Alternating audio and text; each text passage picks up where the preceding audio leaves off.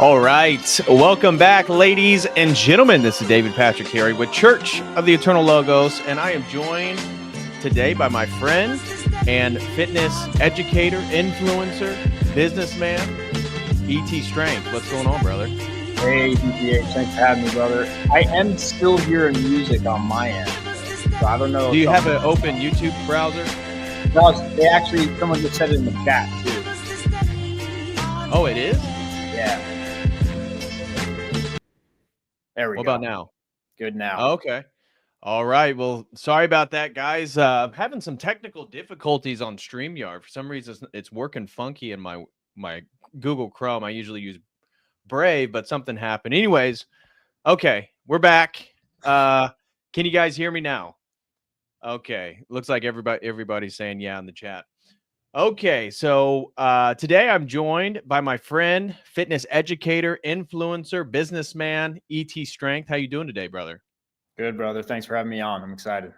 Yeah, me too, man. We've been certainly in conversation and talking about this general topic for a while, and we've had a very similar spiritual journey to the Orthodox faith.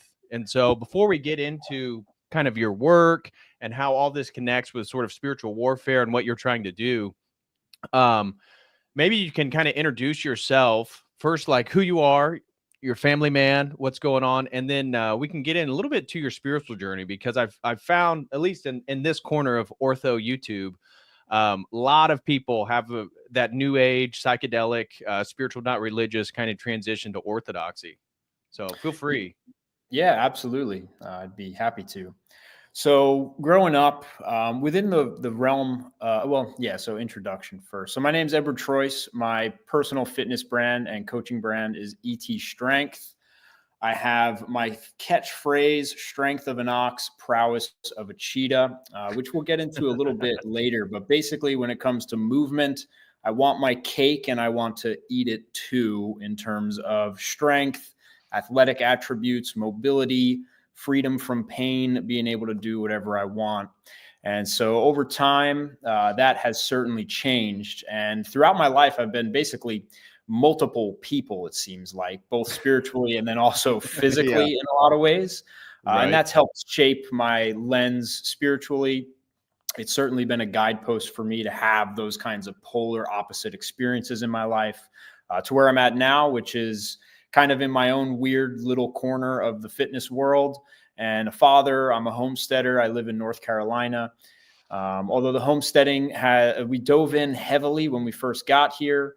But for the most part, we've kind of tapered it down because it's a very intense lifestyle. And when we're trying to both run, between me and my wife, both of our online businesses and everything, it's just so much. So we just have some dairy cows and some chickens at this point, but we've raised meat birds, we raised pigs, we did a whole bunch of stuff. We tried a garden, that was a total fail.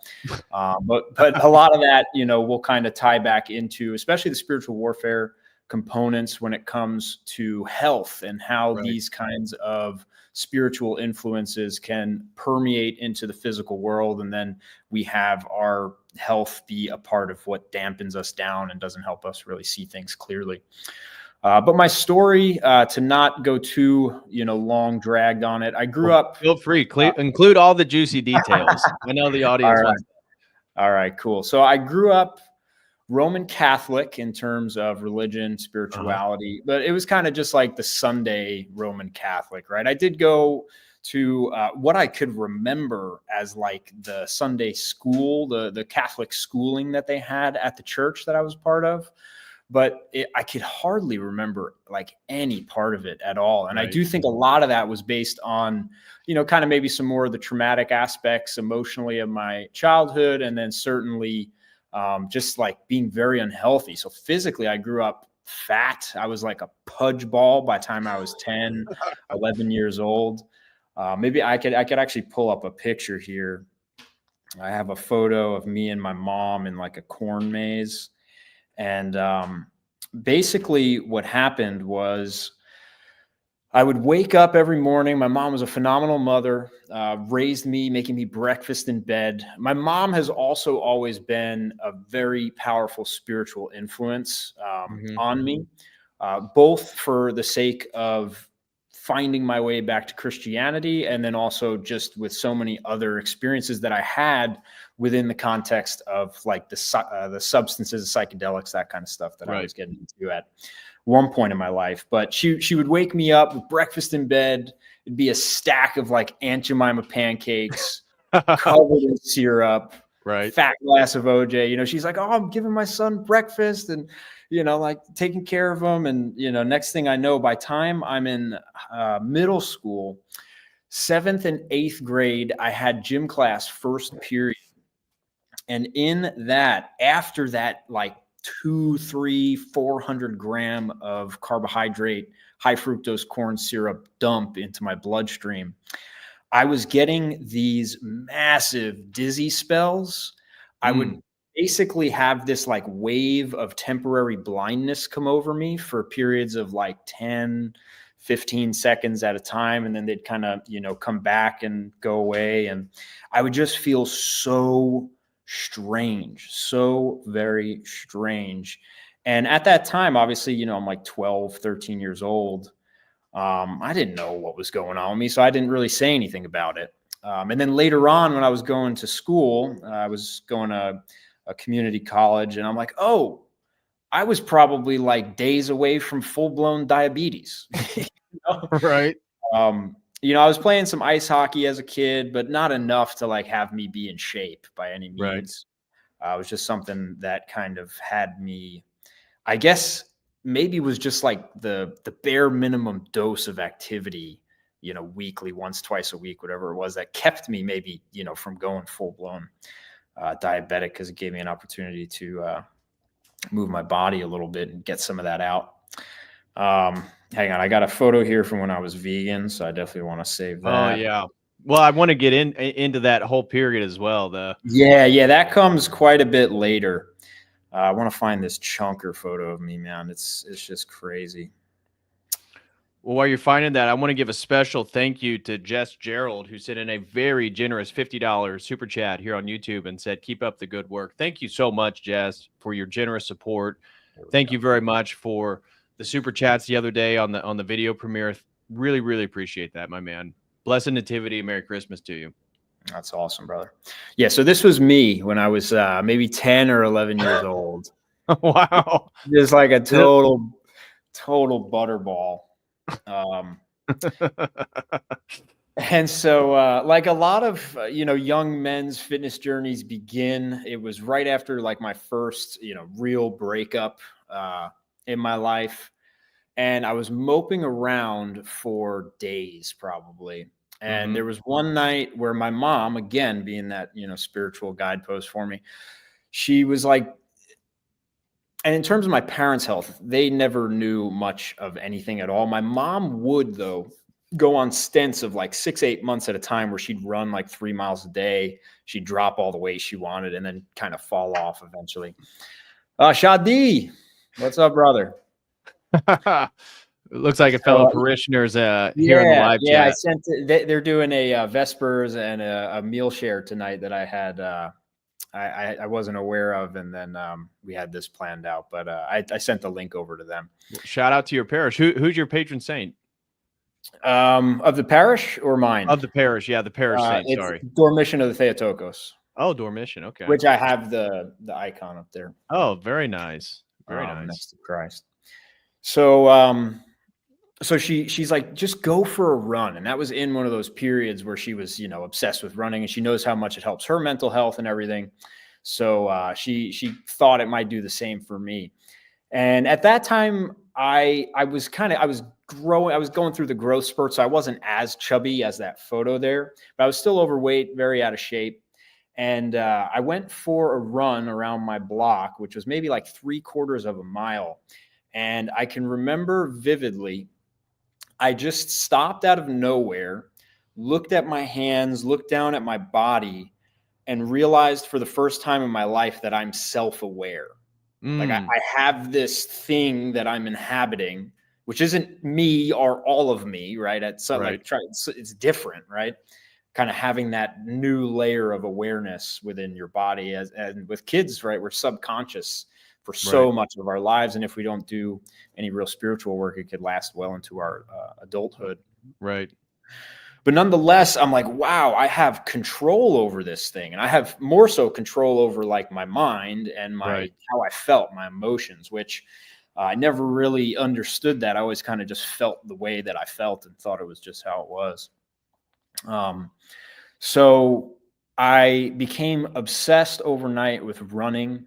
I probably ran 3 miles a day for a good like year, 2 Is years this high maybe. school, middle school? This was the summer going into high school.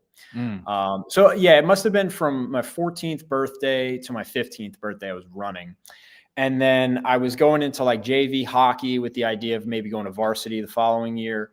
And so I decided to go to a gym that was nearby. And the closest gym to me was a Gold's Gym. And Gold's Gym is obviously very bodybuilding oriented, and it's kind of classical, upcoming as a big fitness center. And so when I first walk in, I see photos of like Jay Cutler, Ronnie Coleman, Right. Arnold, all the big Mr. Olympias that were competing at that time, which was Right. probably like 05, 06, which was some really great years, great battles in bodybuilding history. So that was kind of one of the last like big eras in bodybuilding, with like maybe Phil Heath after that with his, consecutive run or whatever. But nonetheless, I'm just like, whoa, like I need to be as jacked as humanly possible. And so I bought, Arnold's encyclopedia. I just became obsessed. I remember watching Kai Green quite a bit when I was a kid, if anyone's familiar, or a kid as a teenager, if anyone's familiar with Kai Green in the bodybuilding world. But Kai Green had a very spiritual nature to his aspect, like his bodybuilding pursuits. Right. He was raised an orphan, down and out, and kind of built himself up in a big way. And so he suggested books like As a Man Thinketh and that kind of manifestation type lines of thought. And kind so of that the secret spirituality. Yeah, exactly. And so for me, raised as that kind of Sunday Catholic, by the time I was in high school, I was convinced God didn't exist. Especially with the bodybuilding, knowing all these guys are on steroids. So I'm like, why not just manipulate my biology? Because all we are these gobbledygook of an accident that evolved from pond scum, and somehow gorillas are my closest relative, Yeah, that really lovely atheist mantra. Yeah. So pretty early on in high school, and even more so just in life, I started looking into like pro hormones, which were kind of popular at that time. There wasn't really too much FDA guidelines on that kind of stuff, with like this gray area between oral substances that when your liver processes them, they'll become like a steroidal compound or an androgenic compound. And so by the time I was 16, I was going to like the local, off-brand supplement store with the MPC, IFBB competitor behind the counter, more than willing to help you get whatever you need. And I just didn't ask the right questions at that point, right? So I got what was under the counter, not what was in the back, right? So that started my pretty much my journey with like substance abuse, if we would want to call it that. Because anytime you start getting into stuff that manipulates your hormones, you're manipulating your sense of self to a very large degree. And so throughout high school, had a couple pretty serious injuries, dislocated my left shoulder. I was basically impaled by my bicycle handles when I fell over them. Obviously, it didn't actually impale me, but messed my adductor up, is right in my groin. And then the combination between the physicality of ice hockey and the slow, controlled, tissue-oriented bulkiness that I acquired from the bodybuilding training was just leaving me with like two polar opposite experiences of my body, basically, where it was like fast, physical, you don't know what's coming next, you got to balance, you got, stuff's moving really quick. You could have a 200-pound body just lay you out of nowhere. And then I'm like in the gym doing these really slow machine movements to just get as big as possible. Right. So throughout high school, that was kind of my dichotomy of training, and spiritually just kind of like numb, dead, not really anything going on there. other than those seeds that were being planted by like that kind of as a man thinketh idea, which really started sprouting after high school, because once I was done with hockey, I just dove right into bodybuilding full time with my goal to compete, maybe even get on the real substances for that sport, and then move up maybe into like some untested brackets, right? Right. So I'm 18 and a half out of high school, and I decided to do my first bodybuilding competition. I diet down for maybe like 8 weeks or so, and I, like an idiot, right? Like an 18-year-old idiot, I'm dieted down, I'm dry, I'm leaner than I should be. I probably lost like 40 pounds. Oh my gosh. Like, let's go max out on deadlifts because I feel good today. So I go hit a 395 deadlift, and I had my lifting straps, and I went to go drop the bar because I was stoked on hitting that lift at such a low body weight, which was almost like a 3 times body weight lift at that point, which for powerlifting standards is pretty good. Now, obviously, it was only 135 pounds, so objectively not very heavy weight. But I dropped the bar, and one of my straps got stuck, which pulled me down with it. My left knee bent in the way of the path of the bar, and I basically crushed my left leg with a 395-pound barbell. And I relived that moment in a float session. I got into sensory deprivation pretty heavily in my more new age years later on that are coming. And I realized, like, basically I was ejected out of my body, and I because the pain was just so intense. I pretty much blacked out from that point until I was in the hospital. They put meds in me and everything once the ambulance got there. But I do remember just like crawling away from that injury at the gym and just screaming.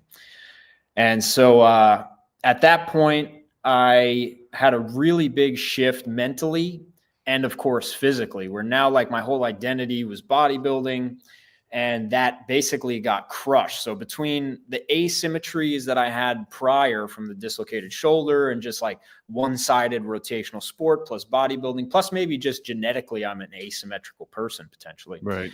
I was so young, I didn't really even know any of that could be even possible. I went through a slow ego death, right, to use that word, where I associated myself so much with this identity of being a bodybuilder. And then all of a sudden, all that got taken away from me. And so like another dumb, 19-year-old idea would be, well, it's like, okay, I just busted my leg. I still love bodybuilding. Let me actually try and find some real testosterone and growth hormone and see if that'll help me out. Right. And so I ran a 3-month cycle of testosterone. I never wound up doing the growth. And the testosterone wound up being like bathtub grade from like the biggest meathead at my gym. Oh my gosh. Dealt it. And we are not advocating for any of this, guys. No, this is getting to a point where we're going to be talking about orthodoxy. And so where we just had a raid by Jim Bob. So shout out to Jortlandia. We are currently talking about ET's journey eventually into orthodoxy, and ET is a fitness coach, influencer, educator. And so we're getting to the contemporary period for anybody who just joined the stream. So, and I'll also get into some of my theories around TRT being used as actually a spiritual weapon as well later on. I have some running theories about that and why it's so popular now.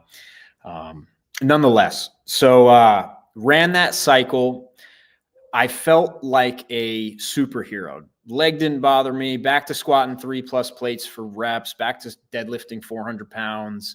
Benching, 225 for reps on incline. And, I think I remember doing like 140-pound dumbbell bench press on flat, like crazy numbers out of nowhere. Right. And I wound up in that 1 year. So I went from like 175 to 135. And then by the time I was done with that steroid cycle, I was 198 pounds. Wow, that's a lot of muscle to put on. And I'm only 5'7". It was a good bit of fat and a ton of water weight because your body just holds on to everything. Yeah. And I was eating like a maniac when I was on gear. So another stupid 19-year-old decision was like, well, okay, the gear was not the best quality because I got more shots out of those vials than I should have. and B, the PCT that he gave me did nothing. So I basically like cold turkeyed a steroid cycle, testosterone cycle, in the peak years that I should be really like developing my baseline. Your natural for testosterone. Yeah. And so I go basically into a deep depression. I get black pilled with training. I'm like, why? Like, this is stupid. This is dumb. This is not me. And a lot of it was to do with that hormonal, just like massive peak and valley from that year. And I think really the only thing that saved me from now being at a healthy testosterone range, and actually like above average, like 80, 90 percentile of our age group, basically. Right. Was that I was so young and I was so active. Like, I think that kind of just helped me combat some of that stuff. Yeah. But nonetheless, you know, for a 19 to 21-year-old was that kind of period of just like totally lost, going to community college, but hating every minute of it, not really knowing what I'm doing because I'm not bodybuilding anymore. And that was like my dream from the second I walked into that Gold's Gym. And all that's out the window. So I'm like, what do I even do with my life? I was in a very long-term, very toxic high school relationship. And out of nowhere, I think it was probably from some of the more like aggressive kind of dubstep music I was listening to while I was training. I'm like, oh, like, what's this rave culture like here? You know, and I grew up on Long Island. So obviously New York City, Brooklyn, tons of nightclubs, tons of music festivals would come through. And so by the time I was 21, I was kind of getting my feet wet with those types of events. And then, you know, I started smoking a ton of weed at that time too. I had a handful of friends that started smoking a lot of weed. And I'm like, well, perfect. I'll just be like this stoner raver, you know, ex-bodybuilder. Still looked pretty fit for a few years, you know, just kind of like, what am I even doing here? Spiritually, totally lost. But at the same time, from all of that kind of atheistic, you know, I'm just this physiological bundle of flesh kind of thought, I started with the raving, you know, being a little bit more spiritual. And that was obviously influenced by a lot of the substances I was using. Right. Now, I was raving for a handful of years, and it wasn't until maybe like 2.5, 3 years in, and I've been picking up from the same people, that I had some of the stuff tested at a music festival. I went to Electric Forest, and the people next to us who were camping with us were like, hey, we got a test kit. Like, what do you got? And we tested it, and it was pure methamphetamine. And it was some crazy synthetically lab-derived version of I'm married, by the way, chat. Some synthetically derived kind of mescaline, hard pressed tablets. Right. And they're like, hey, we got pure MDMA. Like, we'll test it for you. We'll show it to you. Like, take it, please. Like, do not take this stuff. So they did us a big favor. And in doing so, that day I realized, like, wow, for 2.5, 3 years of using these drugs, not one single time mirrored the experience of the small dose of the pure stuff that he gave me. Right. And I freaked out. And that was also in that relationship with that girl. That was kind of like the last thread that was keeping us together in that relationship, was just partying together. Right. So that summer, we broke up for good. And I'm like, I'm not doing that for a long time. And that was where a lot of the psychedelics came in, because it's like, oh, mushrooms are natural. Cool. You know, acid is acid, but it's not, you're not going to get meth if it's acid, right? Right. Like I was probably getting for some time. Now, granted, I speak openly about this because it's such a oddly accepted lifestyle now. It is. And it's pushed. And something that is really crazy to think about, especially more so now coming from the Orthodox lens, is the amount of pagan ritualistic symbolism and, in reality, like purpose of those types of events. Right. I remember during my master's, because I was, again, same kind of circle and environment that you were in with the rave culture, going to the dubstep concerts.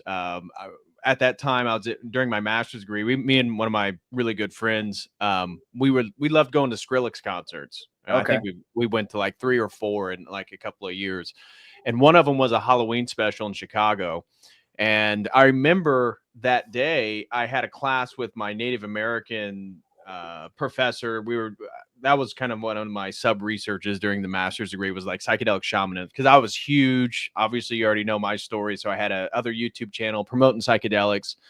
And we were talking about some of these Native American rituals that had to do with like rhythmic drumming and getting into altered states of consciousness, and using peyote, at least in the American context, all that different stuff, which is very open in the classroom. And I remember talking to my professor about how us going to this Skrillex concert for like this Halloween thing was basically very similar. And he kind of agreed that there are a lot of accoutrements to the rave electronic music culture that is sort of very primitive and pagan in very many ways. And I could see, because it was about a couple years later where I really got out of that and started to get into orthodoxy. But you can see the values, the sentiments, the graphics, the idea of like the divine feminine, and constantly venerating, and in many ways, in a sense, worshiping that, whether conscious or subconscious. So I totally relate with that journey, and how psychedelics, and then getting inebriated in those settings, it provides a sense of spiritual enlightenment or upliftment or spiritual ecstasy, but it ultimately goes nowhere, and you ultimately kind of fall out of it. So I just wanted to chime in regards to the spiritual dimension of going to those concerts. I assume many of the people actually in the chat right now have probably participated in those at one time or another. So yeah, very, very, very common, and very easy to kind of get hooked into as like a spiritual outlet of, physical expression. You're dancing, you're having good experiences and fun times with friends, but that's really all it is. Yeah, and it's incredibly overwhelming to our senses, where you get really wrapped up very, very quickly in that ecstasis, where the real world, that environment, the lights, the sound, the visuals, paired with the substances, paired with the community, like your life looks dead in comparison. Yeah. And so it's very easy to get hooked. And I got hooked so much to the point that I actually want to go be a DJ now. Right. So so I started producing some music. I bought, some software and stuff. And then I went to a DJ music production school in New York City while it still existed. It doesn't exist anymore. And that was kind of my identity from age, 22 through 24, 25 actually was probably the last time I threw like a dance party DJing. And at that point, it's like an ecstatic dance, substance free, at like the yoga studio that I was teaching at. Right. Right. So that evolved a lot. And in that time, so towards the tail end of that, I wasn't using MDMA, and I was just basically doing psychedelics. And that was when I started working at a store on Long Island that sold alkaline water. They had like infrared saunas. They had a bunch of detox things. And that was where I started learning a lot about alternative health, I guess we could say. Sorry, there's this glare that I'm trying to keep off this screen here. No worries. The thing keeps getting in the way. There we go. There you go. And one of the girls there I had a crush on, and she convinced me to start doing yoga and to be vegan in like the same stride, basically. Oh God. So, you take me being this like massive meathead, 198 pounds, steroid using, I'm just going to let this glare rock. Yeah, it's all good. All the way now to vegan yogi, psychedelic spiritual guy, grew my hair out, DJ, two polar opposites. Right. And so I'm working at this store. I'm drinking clean water for the first time in my life. And it really has a powerful impact. Water, in my opinion, and we could tie this in a little bit later with the spiritual warfare stuff. One of the most important things someone could do if they want to like start feeling better, thinking more clearly, and just being more energetic, resting better, sleeping better, so much, sweating more, right, and so on. So that started my yoga journey, which yoga wound up being an anchor point for me to both start moving my body again, because throughout like the partying years, I was going to the gym every once in a while. I'd smoke a joint, or I'd hit my, dab pen on the way, and I kind of just do a little bit there. And so it wasn't really anything serious. I never stopped working out though. I continued it throughout. It just wasn't a serious part of my life. And then yoga, obviously has its spiritual dimensions. It has its ecstatic states that are produced from the physical practice on purpose, right? Right. And it also gave me this kind of pseudo countercultural idea of religion and spirituality, right? Where it's like, all those Christians, or, the whole Roman Catholic scandals and everything became a part of my life. Obviously, with health, a lot of times you get a little more conspiratorial depending on what rabbit holes you go down in. So all those kinds of, geopolitical, but on the surface stuff started piquing my interest. Learning more about esoteric and occult type traditions, pagan traditions, the polytheistic traditions, it all seemed very sexy to me. And I think a lot of that was pre-programmed, right? Between the substances, kind of that idea of the experience of dissolving your ego and realizing there are no boundaries within the context of the experience of those substances. Right. And then you leave that experience and you are a boundary. You're an individual inhabiting a shared space. Right. DJs almost. Yes. Yeah. Absolutely. Yeah. Absolutely. And the way that some of these people follow these DJs around, me being included in my, earlier years, it is absolutely a type of worship. And those people are acting as, clergy for that type of, spirituality for sure. They're the maestro, right? And then you think about, if you listen to DJs and the way they talk about their experiences on stage, they truly feel like they are in control of the crowd, and it's because they are. So it's a power trip for them as the DJ, and then it's also a subservient kind of giving away of one's self-identity to the experience for that person or for that sonic and visual experience. Absolutely. So getting more into yoga, deeper into veganism, which also brings up a lot of that kind of everything being equal, right? What's my life compared to a squirrel, compared to a plant, compared to, an animal, and how dare someone eat rotten flesh that's decaying in their gut, and all the vegan propaganda that goes with it. Right. And I get so infatuated with yoga that I want to do a yoga teacher training. So I look up teacher training in Sedona because I loved Sedona for some reason. It just called to me, which will also be. It's the New Age capital. That's why. It truly is. And I lived there for years, which was actually a big part of me coming to Christ, actually. So I go to that training. I do the most intensive American training that was there. It was actually rated #1 in the States while it was existing. It's no longer in function anymore. And do that training 30 days, shut my phone off, wake up at 4 a.m., pour water through my nose, do the chants, stare at a candle, like hard. I was a Hindu practicing for those 30 days. And that traveled with me. Did you cover yourself in cow manure as well? No, didn't get to that point. Or dead body ashes if you follow the left-handed path, right? Which was actually suggested to me, bro. If you haven't gone into the left-handed path in yoga, it is basically like the complete inversion of good as a means to spiritually ascend. Mm-hmm. So orgies, death, drugs, alcohol, all the things that would produce the most degenerative spiritual experience and physical, mental, emotional experience is deemed as good in the left-handed path.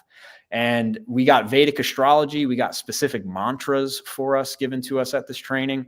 And that Vedic astrologer was like, Edward, based on your past, based on your Rahu and your Saturn and this and that, maybe you should look into the left-handed path one day. When I was doing, like a 2-hour astrology reading with her. And so the amount of what is considered good and bad is obviously that line is so blurred. It doesn't even exist in those kinds of No, it doesn't. frameworks. So I lived in Hawaii straight after that training, went to Hawaii for about 9 months, lived there, taught some yoga. Basically was just eating mushrooms every single week, just, doing the hippie, living out of my car, not knowing how much money I got and still buying as much weed as I could smoke, and just really living a pretty reckless lifestyle out there. And I did one mushroom trip that I remember. I'm like, I gotta go home. I need to leave this place. I need to leave this life that I'm living, because what I'm doing here, if I keep going, like, I'm going to completely lose myself. I'm going to fragment my psyche and my soul into so many pieces that I need to get away from this. And I mentioned this in the beginning. I truly believe that my mother's prayers were really the last little strip of armor that I had, and it was just enough to actually keep me as far as I veered off, like not too far. Right. Like when I was raving, it wasn't every weekend, it was twice a month. When I was doing whatever else I was doing, like, it was always just bad enough, but also not too bad that I got, I wasn't a drug addict or anything like that. I was able to maintain some kind of basis and foundation in my life. So I remember, like, still tripping. I texted my mom and my dad. I'm like, I'm coming home. I can't be here anymore. I got to get out of this place.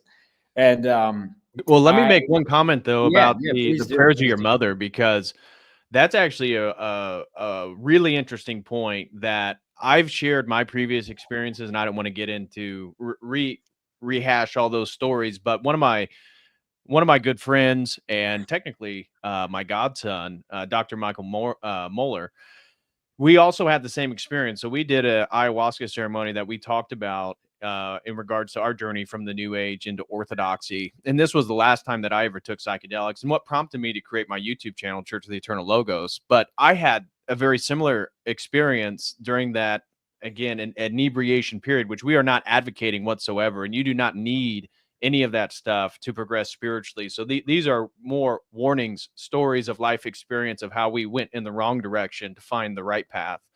But I had that same experience. And I remember Michael also had the exact same experience, that the prayers of his mother specifically, and he was raised Roman Catholic, and she is still a devout Catholic, traditional woman. And he had a very vivid experience that was this last barrier between him and like this abyss.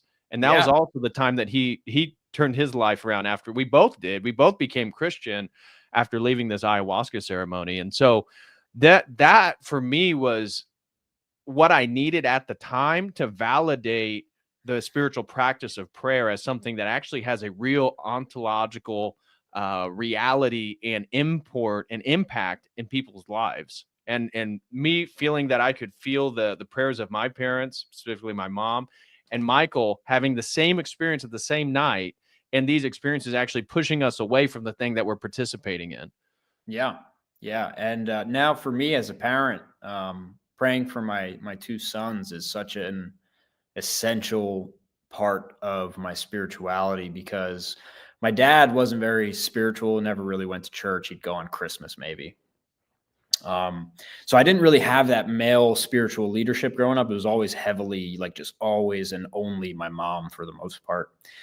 And so for me, as a father now, and knowing, and I think there's actually a statistic that I read. I think it was something like more than 60 or maybe even 70% of children continuing their faith into adulthood is related to their father's regular attendance at their church or whatever, and I think they did it a bunch of across a bunch of different demographics of beliefs, but nonetheless, right? So as a leader of the family, as the man of the house, having that spiritual leadership is essential. And I could only imagine, like, maybe if my dad potentially was that way, like, maybe I would have been different. Who knows? Right. And obviously I can't blame him for anything. Right. Well, and to your point, just real quick, I cannot remember which stream, but I showed a research regarding that, and it if I remember correctly, it was like high 70% to low 80 percentile children maintaining the tradition they were raised with if the father attended services regularly with the family. And if the Yeah. father didn't attend and they still attended with the mother, it dropped down to like high 20s, low 30% of actually retaining the faith. So to your And point, yeah. that the spirituality of the father and a nuclear family is huge for children to maintain that faith into adulthood. Yeah, and that also has to have a corollary to the more, worldly aspects of single mother households versus, nuclear parents or father who has custody of the kids, and how, especially boys, and how they turn out. But yeah, so nonetheless, went home. Now, a 30-day immersive yoga training, and then going straight to paradise of the world, pretty much isolated, right? Beautiful, everything's beautiful, everything's slow, everything's chill. And I land back on Long Island in the middle of a snowstorm.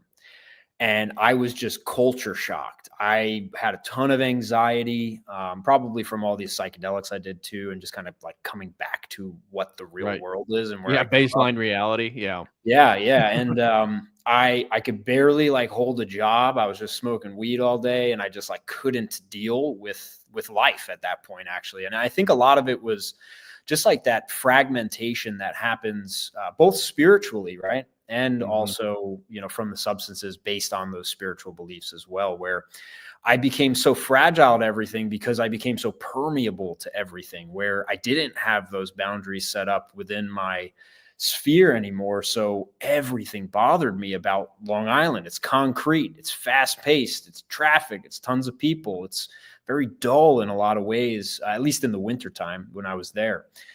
And so I was broke. And my mom, again, says, why don't you go back to Sedona? Like, there's a yoga teacher training retreat from the place that I did that was for a week long. And at that point, my mom and my dad were getting divorced as well. And so she's like, go out there, go find a girl, go find a job, go do something, like get us out of here. Right. And so she sent me out. She bought my plane ticket. And that was where I wound up meeting my now wife on that vacation trip. So met her at a restaurant, went to the retreat, shut my phone off for another 7 days. And we hung out for a couple days, and I fell madly in love with her on that trip. In just a few days, we hung out so much so that I actually missed my flight. Totally forgot where the flight was because I was just so infatuated with spending time with her. So she drives me to the airport. I confess my love to her. I go back to New York. I'm like, I don't know what's going on here, but like, this isn't the end of whatever's going on. 2 weeks later, she flies out on a one-way ticket. 3 months later, she's pregnant. And we're building a mini school bus into a camper RV in my dad's driveway. So, I'm just this hippie kid and Selena at the time had dreadlocks. So my dad's like, what are you doing here, dude? You got this random girl knocked up, like you don't even know her. You're building a school bus to go live in. Like, what is wrong with you, kid? So, so we ship off to Arizona and move to Sedona while Selena's pregnant. We live in the bus for a couple months. It starts getting cold. We sell the bus. We start renting a house, whatever, working there. Now, this is where the story can start speeding up toward orthodoxy. So that was 2018. We moved there. 2019, my first son was born.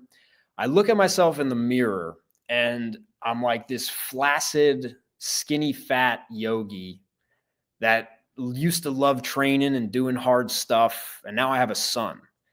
And I'm like, what kind of father figure do I actually look like here? So I had a hard look at myself and started training again. And training became my anchor to starting to realize some of the flaws in yoga, physically at the least, right? Where I started distancing and separating myself from the practice because of the downsides of what it was doing to me physically. And then that led to the spiritual aspects as well.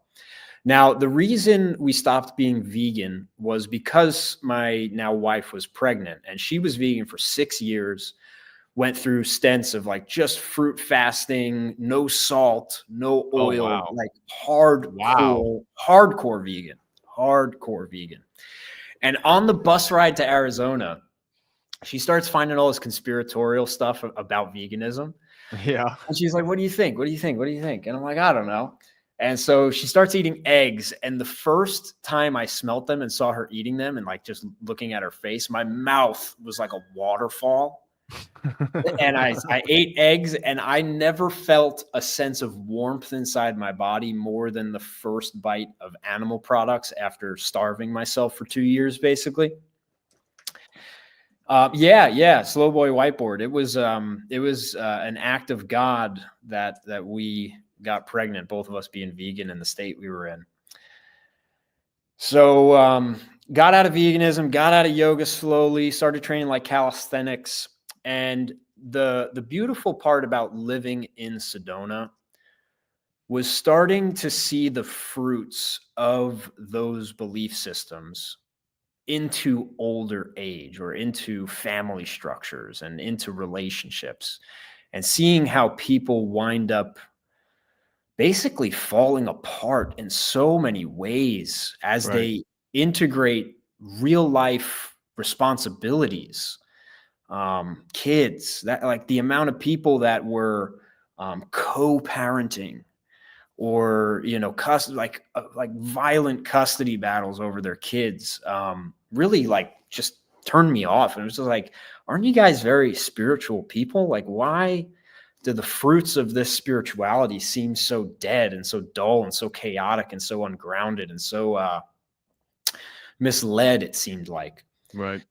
So Sedona is, like you mentioned, the new age capital of the states, right? So we're talking, you go knock on anyone's door, they're a shaman, they're a witch, they're a dragon, they're an Akashic record reader, they speak light language, they're this, they're that. Everyone has their suggested donation workshops that they're doing every week, right? Because money is such a bad thing to them. Or such a good thing, but then they play it off as such a weird, right. Yeah. Everything's about money, but you're not supposed to pursue money, or at least vocalize that, even though that's what everybody in those spaces are about. Yeah. So such a strange combination of beliefs. So 2020 rolls around.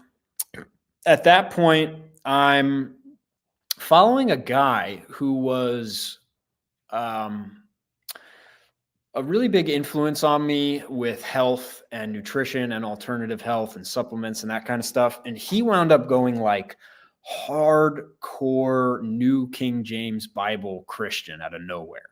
Okay. And I'm like, this is pretty interesting stuff.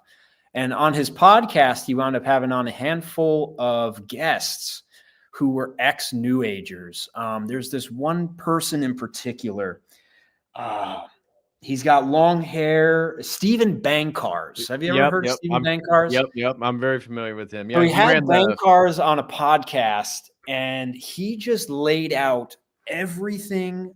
Yes, dragons, truly. Glitchy rhythm. People literally think they are like mystical, false, totally imaginatory beasts, and they communicate. This is exactly why we warn people about our own journeys into that whole new age psychedelic sphere. Yeah. People get lost in delusions based on the experiences they have when they're inebriated, and they come back down and they are convinced of it. Yes. So I'm listening to these podcasts, and Bankars winds up just like demolishing and giving good insight that I never had. And I had like a fruitful soil in my mind and my heart to actually receive at that point, about like the downsides, the darkness of the new age and everything like that. So I'm like, whoa, what are we doing here? Like this, I've never thought of Christ or Christianity or anything like that in that light, compared to the false light being the new age, right? So I started understanding like Satan is not just overt dark evil. There's also, how dim a light in their eye could be if the light is darkness, right? Right. I actually understood that for the first time. So I had an experience with it where I was convinced enough to give Christianity a try, like an honest try. And I said to myself, okay, I'm going to throw out all these new age books. I'm going to throw out all my chakra posters and paintings that I did while I was high. I'm going to throw out this fucking elephant, sorry for cursing, this elephant headed, tapestry of of the almighty, false god of prosperity, Ganesha, and everything that I believed. And I'm going to go find a Bible, and I'm only going to read a Bible for like a year. And so that's like late 2019, just before everything started happening in 2020. So I go to a used bookstore, find a New King James Bible, because I was like, New King James only, right? That kind of thought. So I'm like, let me go find that one. And I wind up only reading the Bible for a year. I'd wake up at like 4 a.m. I'd listen to Chuck Missler. Do you know Chuck Missler? I do not know him. Yeah, so Chuck Missler, he was some kind of evangelical type pastor. And he was also into like government arms contract dealing. And he was into, quantum physics and computer science and all this crazy secular, kind of atheistic information that would typically be used to disprove something like Christianity or creation. Mm-hmm. And he gave a lot of arguments against that, and that it actually proves creation and Christ and everything like that. So in one like 8-month period, I had a spiritual and a like mental, psychological belief structure reorientation that just paradigm shift. Totally changed everything for me. Then with all the lockdowns and the shutdowns and everything like that, I was kicked out of grocery stores for not wearing a little face covering and all that stuff. So I was deeper into the geopolitical sphere. I found Jay. I think I found you that year at some point in 2020 as well, probably through Jay and just kind of like those suggested videos and whatnot. And so I wound up maybe summer of 2020 at some point, realizing that good and evil cannot be the same based on what was going on in the world, based on the draconian orders that everybody was just so mindlessly following. Right. And I after that, me and my fiance at the time, my now wife, we looked at each other, and she knew I was going through this. She never really had any like stronghold in spirituality. She like wanted to do a yoga teacher training, but never did. Lived in Sedona for 10 years, but never really got into the circles and stuff, kind of isolated herself. So we dedicated our lives to Christ in our kitchen in the home we were renting at that time. And that was really where I started digging into like, okay, well, if we're going to commit ourselves to Christ, what does that even mean as a community, right? So I started looking online in regards to what does it mean to be a Christian now, right? Because like Roman Catholicism was totally out the window for me. I would never go back to it. Had no interest in going back to it, had basically completely shunned that as what I would pursue. And I found a ton of Protestant voices online, and then I started finding more and more Orthodox voices online as well. And I remember reading the passage in scripture regarding that the gates of hell will never prevail against the church, right? That Christ established. And I just thought to myself, honestly, because again, I'm really fresh as a reoriented Christian, right? And I'm like, how could there be 40,000 denominations with so many conflicting beliefs, with nothing that represents anything even close to what Christ would have left with the apostles, right? And how could I, honestly, intellectually pursue any of those churches otherwise? Right. So I'm like, Orthodoxy, cool. Like, let's figure that out. Right. So I committed to that. The only church that was close to us at that point, so that was 2021. That was actually when I had my first one-on-one with you, was in 2021. Basically just started trying to figure it out. The closest church was like an hour away, tiny little chapel. And at that point, my kids were only 3 and like newborn, basically. So to put the kids in the car for an hour, to sit in this, weird new place for them for an hour, and 10 minutes, 20 minutes, whatever it was, and then go drive an hour back was just impossible. So we kind of were, isolated catechumens to some degree, where like I didn't have any real instruction, but I was just digging into everything that I possibly could. And then we moved cross country to now North Carolina. Turns out that there's an Orthodox church here about 30 minutes from us.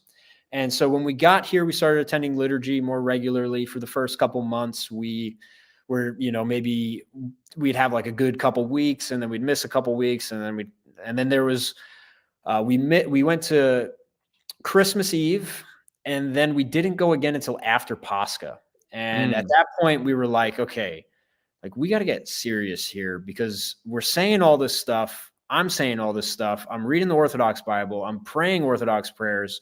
We have kids. I know that this is the path for us, and yet we're approaching it as if we could be, just household Orthodox Christians. Like, it's impossible. Right. I started learning more about. Right. Well, it's kind of common for people is because, one, going to the services and being part of a parish, it can feel very daunting for a lot of people. So I think, and this was true for me, it's like I became mentally a theological Orthodox Christian before actually belonging to a parish and like living the Orthodox life. And I think for a lot of us young men, especially Westerners who are more hyper rational and how we relate to our spirituality and all this different stuff, that is a very common step in between actually like going full bore into it.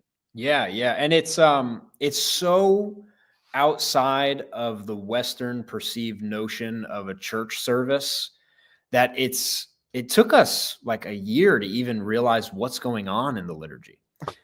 It was like, for so long, because it's Greek Orthodox parish, so they do half Greek, half English. Right. Not by any means ethnic. We have Palestinians. Shadi, who is here, is a Palestinian. We have, I think there's a handful of Ethiopian families or amongst that kind of Eritreans and Ethiopians. There's Russians. It's a big amalgamation here. So we started attending regularly. We become catechized, and then we're baptized. The boys were baptized and chrismated because we were Roman Catholic. They recognized that the baptism, so we were just chrismated into the church last December. And the funniest part about all of this entire spiritual journey that ties Christ's work in all of the far off veering paths that I took in everything, was that when I got to the church, the first time we went there, I looked at the brochure and I saw that my priest had the same area code as my cell phone number. And he came and sat with us, right? We stayed for the fellowship hour afterwards. And he mentioned he always mentions new people that are coming in and visiting or whatever, and that will talk afterwards, right? So he sits with us, and I'm like, Father, I see you have this area code. Where were you located? And he's like, oh, I started the church in Wantagh, New York. And I'm like, I drank behind your church my entire life in high school. And he's like, yeah, I called the cops on you a couple times, remember? And so the whole thing came so full circle for me spiritually, to finally, and to move on a whim too, like sight unseen home, did not want to live in this area, had no clue other than the fact that like our funds were dwindling after we sold the house. We were in Airbnb and looking for everything when we moved cross country. And this house happened to work out. And then the priest at the Orthodox church that I would then become a part of is the priest that grew up for 8 to 10 years right next to me, that I was, that's nuts, sinning behind his church my whole life. And it's symbolic. When people convert to Orthodoxy, it's very common for the faithful to say, welcome home.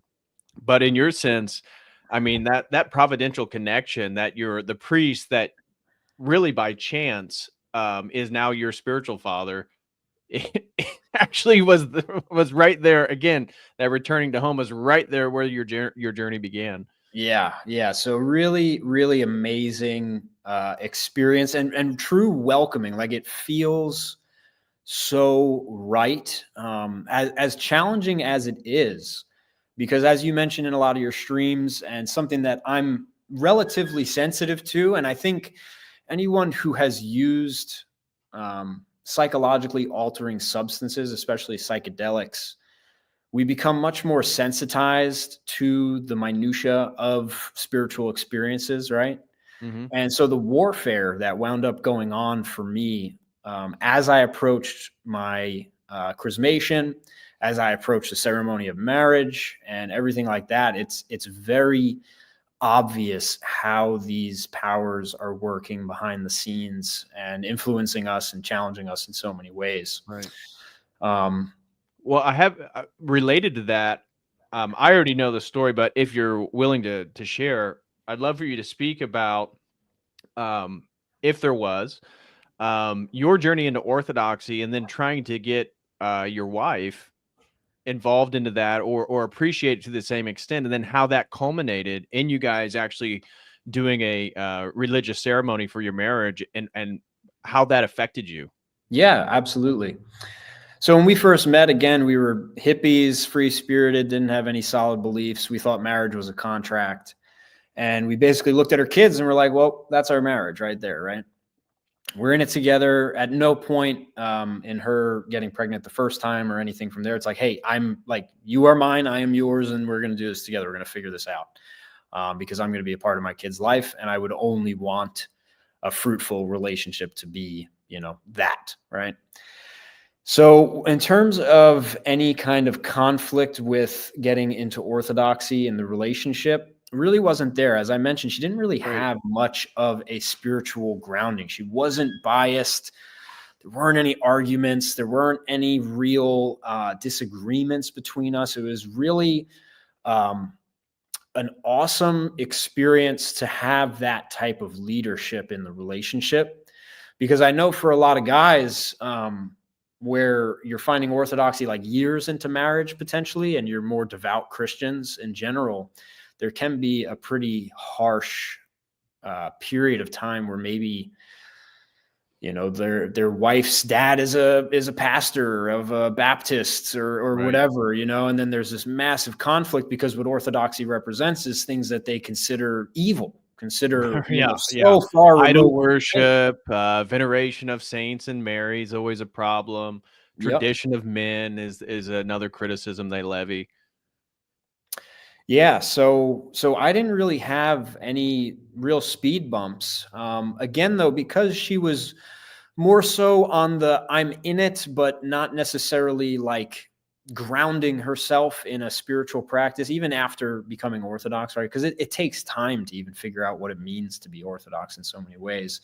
And I'm such a baby still, right? Like I've just had my 1 year in the church just a couple of days ago, actually. Glory to God. So yes, glory to God. So she wound up having some health issues earlier this year, which really brought her into a much deeper requirement of spiritual practice, of prayer.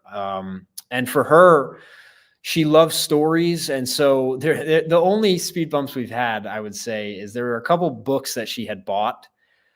And I'm like, I really don't think we should be reading these. Like, we're Orthodox and we're Orthodox for a reason. And we should not really tiptoe into what is pseudo Christianity, just stories and bizarre kind of miracles, quote unquote, right? Right. But so far outside of the paradigm of what material she should be really, engaging in spiritually. And that was a big shift too, because that was a place for me as a man to kind of set up a spiritual boundary and ideally hope that, she kind of sees the value in that kind of little nudge there. And so she threw the books out. She bought a bunch of Orthodox mothering books and parenting books, and that really sparked a beautiful spiritual journey for her. And that was, 6 months or so before our marriage ceremony. So we are as Orthodox as we could be at this point, as, just babies and leaving the womb basically after a year. So it's been such an amazing process getting here, but the journey's been tough, but at the same Could time, you speak to, because I imagine there's probably somebody right now listening that may or may not be in a situation that is similar to the one that you found yourself in which you were in a long-term relationship with the same woman, already had children, having a paradigm shift for the whole family, moving into Orthodoxy, and then you actually submitted it with marriage in the Orthodox Church. How was that? Did it feel spiritually significant? Yeah. Me and my wife wound up having similar spiritual experiences, and we even experienced the same thing at the same time during the ceremony. And it was something that I'm really glad we waited for. We didn't do anything in the state beforehand. We didn't do anything legally with our names or anything. And we really wanted to make our marriage bond a true sacrament. Right. So we did everything that we could to be as pure as possible going into the ceremony. We did everything spiritually that we could. And once we committed to that aspect of it too, was where I was personally experiencing a lot of spiritual warfare myself, and just thoughts and temptations and intense emotional kind of outbreaks and experiences based from those kinds of inputs. And yeah, just waiting for that and having that alignment and knowing why we're doing it being a means to an eternal end, right? That doesn't Right. end. And Right. that our bond together is not just flesh and blood and children and whatever comes from our businesses and our life and our friendships, but it's an eternal bond that will last forever. It was a very spiritual experience for us, because so many times, and a large part of why both of us had that thought about marriage in the first place, was both of our parents were divorced. So it's like, and so many religious people are divorced. I think I saw a statistic where it's Protestant marriages are like worse than the standard divorce rate. Wow, I wasn't aware of that. Yeah, I forgot who had. It might have been from like watching a bunch of Wes Huff's stuff and getting a little bit Mm, more like Protestant related videos that were popping up in my feed. But yeah, so it's like, and it's obvious why. It's because there's still that secular, worldly, contractual main thought of the bond, and then it's not a sacrament. It's just an agreement. Like right. I loved so much that the Orthodox marriage ceremony required no vows, because my words are going to fail. Right. Like, they're going to fail at some point and in some way, to one degree or another. And so for me to stand there, have my priest, representative of Christ, in real time, doing a ceremony and a sacrament that has been done for thousands of years in the same way, like that to me will trump, like, we legitimately have a spiritual defense now in Right. our marriage because of that. Where I think a lot of, conventional or Western Christians, you just don't have that because you don't experience it. The intention's not there. The tradition isn't there. And obviously something that's not going to be spiritually backed in the same direction for both people is going to be easy to fall apart when stuff gets hard. Someone gets Yeah. sick, you lose a job, you lose a house, all those things. If you don't have that deep spiritual depth Yeah. behind why you're together, and then And not the only or that, but having Christ over you in that. Exactly. Right. That orientation towards Christ, I know Protestants, friends of mine, through high school and college that have gotten married, but the tone and tenor of the relationship wasn't explicitly oriented towards Christ, and many of those ended up failing for one reason or another. And so I think, as you're talking about the Protestants, but really just the Western divorce rates in general, it's because we live in such a culture of consumerism that people enter marriage and these relationships as a sort of transactional exchange of Right. pleasure. Right. And if that's the way you understand a lifelong commitment to somebody, it's gonna fall short, and people are gonna give up on it, because there's always gonna be points in which you're feeling like you're not pleased or you're unhappy, this type of thing that people talk about online. Then you have the no fault divorce, this whole thing in our culture. So it in fact incentivizes people to be that way. So if you're not happy, well, just get a divorce, and then you'll get half the stuff, and you can just start over. Yeah, and how spiritually damaging it really is for those people. My mom being incredibly spiritual, right? And she was also brought into the Orthodox Church as well. So she still kind of has a lot of Catholic um what we call them, scales that she's got to, shake Yeah. off, because she went to like Catholic high school with nuns and got hit with rulers when she misbehaved, so she was really deep into it. And then also just faithfully in her life, she's been through like 9 near-death experiences, Wow. tons of bizarre spiritual experiences, had an actual near-death experience, went to the light, said, I have my baby boy, came back, and here she still is, like a cat with 9 lives. Wow. But And now that your she, story yes, though, and the fact that your mother is now part of the Orthodox Church as well. It's like with your story about the priest and where he was in relationship to your hometown, and the fact that your whole family is now part of this journey and inside the arc, the spiritual arc of the church.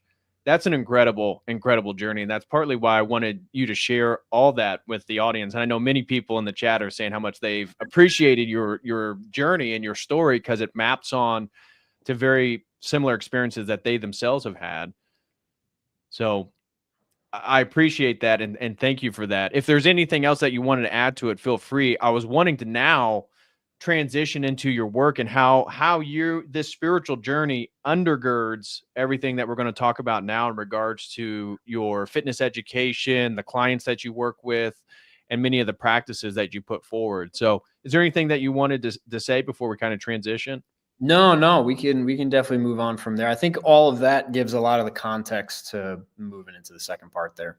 Right. Before we do, I want to give a special thank you to Justin Hinley. Throws in $5, says, God bless, brothers and sisters. Let's enjoy the stream. Thank you so much, Justin. Really appreciate that. And Death Till Us Part throws in $20, says, there's a documentary that appears to have empirically proven that the God of the Bible is real. It shows supernatural event and those who witnessed it. The film can be seen by internet searching Michael Casting Pearls. All right. We'll have to check that out. I've never heard of that before, but thank you very much for the support. Death Till Us Part. And Brody Alexander throws in $5. No comment. Thank you very much, Brody. Really appreciate that. And Michael, somebody that you and I both know from the members group, he throws in $5. When we were talking about the New Age and the rave culture, he said Heilung is a big pagan or Nordic roots vibe. Pretty crazy too if you research the runes and the meaning before coming to Orthodoxy. So I think he's I'm not sure. Heilung, is that a DJ, or I'm not sure. Not one that I'm familiar with, if they are. So anyways, thank you so much, Michael. God bless you, brother. Hope you're doing well. So now I have your stuff pulled up here, and I want to kind of introduce what it is that you do and why we're having this conversation in the first place, and why your journey I thought was important to share with our audience. Here's your website. And so you do fitness stuff that's really kind of a different focus. So I've had, Father Moses McPherson on. He's a power lifter. I've talked about my own journey into bodybuilding, and as you talked about, building actual muscular tissue and stuff like that. But your focus is more on movement and functionality and kind of the overall health and fitness of the body. Here's your website, and I want to share that link with everybody in the chat real quick.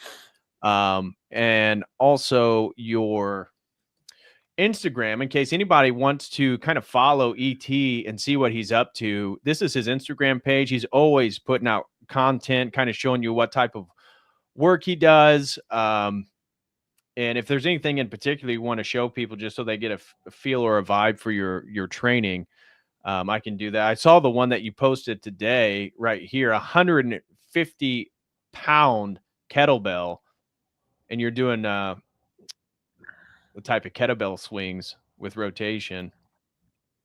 So this is the kind of stuff that Yeah, ET... I mean, Go ahead. No, I was just gonna say, a lot of my Instagram content is, and yeah, maybe if you just want to go through them while I'm talking. A lot of my Instagram content sometimes can be quite polarizing with my opinion, although it's not always like that black and white. I do utilize my Instagram to attract the right type of people to my page, because within Instagram, like if you actually go back to that post that you just skipped there, okay. with the bodybuilder, like if you go through the comments on this, bro, there's got to be like 250 comments of people just absolutely shitting on me, because they think what I'm doing is dumb and pointless. And I'm just pointing out a simple fact that if all you do is bodybuilding, you're going to walk kind of weird because you don't train how your body actually walks, right? Right. So within the context of my, framework for training, and especially from the Orthodox framework as well, I'm throwing them on kind of idea that if God created our body intelligently with purpose and kind of blueprinted it for every single one of us, where we all have the same muscles, the same tendons, the same bones, the same fascia, the way everything integrates together, there has to be a way that we can objectively exploit it in a way that's going to lead to pain-free and high levels of performance and strength, in which is not represented by the conventional means of what we consider strength training. Right. So for me, for example, I have nothing against the deadlift, nothing against the bench press, nothing against the back squat. Depending on the content you watch, and depending on the idea that you have in your head about fitness, you may think that I'm saying that, but it's not true at all. It's really just that those things are based on a 500-year-old idea of how the human body works. And it's void of the fascial tissue that actually wraps every single muscle together. So muscles are not just these kind of one-dimensional things that just act on singular or multiple joints. They're wrapped in these lines of tissue that integrate with each other, that we find in natural human movement and natural human movement expression. So if we think about what we could consider as foundational human biomechanics, I basically think of it as walking, running, sprinting, swinging, throwing, catching, and carrying. So what aspect of locomotion does a back squat work? It doesn't, is the answer, right? What aspect of throwing does a bench press work? It doesn't. Now, granted, it's going to train the tissues to be stronger that might be required in that aspect or in that throwing pattern, but it's not training the throwing pattern at all. And I know you can vouch for it in your training, where it's like, I don't want to have to warm up my knees because I go hit bench press. Again, like I mentioned right at the gate with my ox and cheetah kind of dichotomy, I want the cake and I want to eat it too. I want to be able to be thick and sturdy when I have to. But then if I got to wake up cold and go sprint as fast as I humanly can because someone is entering my house, I don't want to pop out of bed and be fearful that like my low back's going to hurt me or my hamstring's going to bother me, which granted the adrenaline's going to take care of. And obviously that's an extreme example. But nonetheless, like I just want to wake up and be able to go do whatever I want to do at any single point in time. And what I've discovered is that if you respect those 5 criteria of human biomechanics, you can do whatever you want with strength training and have no downside impact at all. Right. And that's really where I've come from, right? So you could kind of see me, right? I'm throwing around a 200-pound kettlebell. I only weigh 170 pounds. And this is a photo of me when I was a vegan yogi, right? And I was also a juiced up bodybuilder, as I had mentioned. But this physique that I have built back was built on top of this guy. Wow. Scrawny, nothing going, like my arms are tiny. You look emaciated. Like that was me when I was vegan and just doing yoga. Wow. Emaciated, I absolutely was. Yeah. And I've been through so many different injecting testosterone to superhuman physiological levels to a tanked vegan, weed smoking yogi. And now at a point where, similar to Orthodoxy, I feel like I've truly found this like middle path between health lifestyle, biohacking, where it's not like this obsessive transhumanist idea of trying to extend my life, but like stuff that's going to make me feel good, training in a way that's going to make me feel good and strong and multidimensional and not just limited to the four, walls of a gym, basically. And Right. what those Well, and I want to share, like, Right. I've been doing bodybuilding, so pretty straightforward, push, pull, legs, trying to increase strength and muscle tissue, hypertrophy training, stuff like that. And ET, I was talking because he does the rope flow, and I've never really done it or participated in anything like that. And I was telling him that my shoulder, especially my right shoulder, was getting pinched. So when I was doing push days, I really had to loosen up my shoulders and open them up before I started to do any heavy lifting, because if it got too tight, my whole push session was going to be screwed up. And I started to do some of the rope flow stuff that ET you're seeing in some of those videos. And it definitely helped open up my shoulder to, even today, I did a push session and I basically just went straight into it and did not have that tinge and that what felt like a pinch, a tightness in my right shoulder. And so I've been doing some of the stuff through his online courses, and it has opened up the functionality of my own body, and seeing his own journey, and just having he's part of the fitness group, and he gives a lot of great advice to people that join. That I no longer, the goal of physical fitness. I think it's good to build tissue, and we have a gentleman in our group. Shout out to Mike. He knows who he is. Just now getting into physical fitness, and he definitely needs to build some tissue. But anybody who's kind of already built that foundational base to your body, functionality training is actually really huge. And it's definitely benefited my life. And I've dropped down in size a little bit over the last year for that sole purpose. And I feel so much better. The thing about functional fitness, and this is why I get so much hate anytime I try and paint a difference between conventional styles of training and quote unquote functional styles of training in my content, is that functionality is always going to be a contextual thing. But the problem is that not everyone wants to be a bodybuilder, and yet that is the typical approach to fitness when people are first walking into a gym. And so you wind up having moms, dads, people who just want to get fit for the sake of being, healthier, kind of stuck in the paradigm that's going to wind up, maybe developing some muscles and maybe you get and lose some fat and stuff like that. But in the long run, because bodybuilding and being on stage isn't your goal, you're going to start moving and walking and feeling like a bodybuilder. And for the most part, all those people are dealing with chronic inflammation, chronic pain to one degree or another. And that's where, functional fitness as a whole can become very nuanced and argumentative. And I typically use it as like a blanket statement, because if you want to be a bodybuilder on stage, what's functional for that is bodybuilding training. Right. Now, does that mean that you need to take quote unquote functional training to the extreme that I do? Absolutely not. But similar to yourself, does that mean throwing in like just the right amount of something else that's going to take away some pain, some issue you couldn't figure out? Now, all of a sudden, you're a better bodybuilder, right? Now, for the most part, most people just want to feel good and move better and maybe have some muscle, look good, whatever. Right. And you could accomplish that by so many means. And really, for me, it's the functional training that I do. The function that I'm training is what's considered spinal engine theory.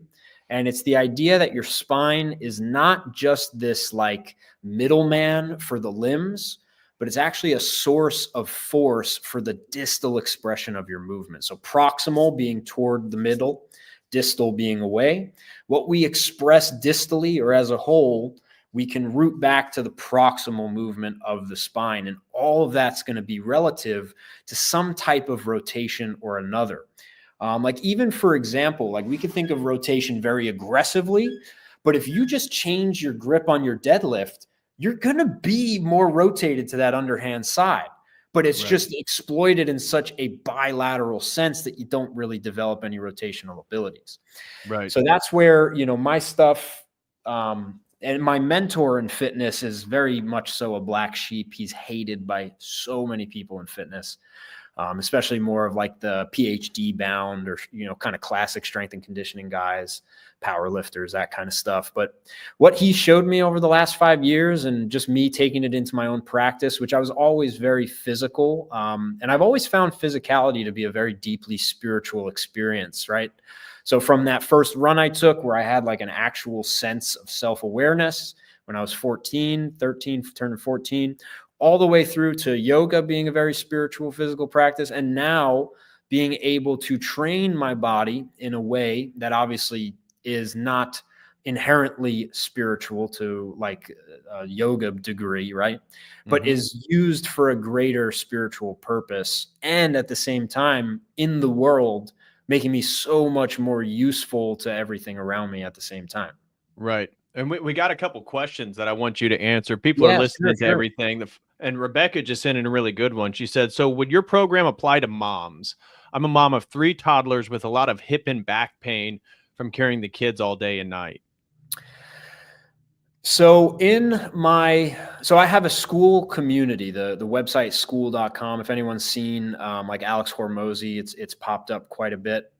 So within that community, I'm currently building out a ton of different programs. Me personally, right now, my main offer was for people who are already following me, who are in the fitness community or are coaches themselves, to follow along with like my exact workouts. At the same time, I have my rope flow course, which Rebecca, that would be something that would be phenomenal for the hip and back pain.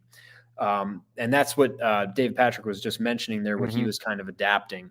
The reason that the rope is a great start and not doing what I'm doing particularly is the rope teaches your body how to integrate itself in a way that is respective of locomotive and athletic mechanics. So for example, your hip and back pain, it's almost always at some degree going to be an issue between how your spine, your hips, and your ribs, which are attached to your spine, are navigating your constant deal with gravity.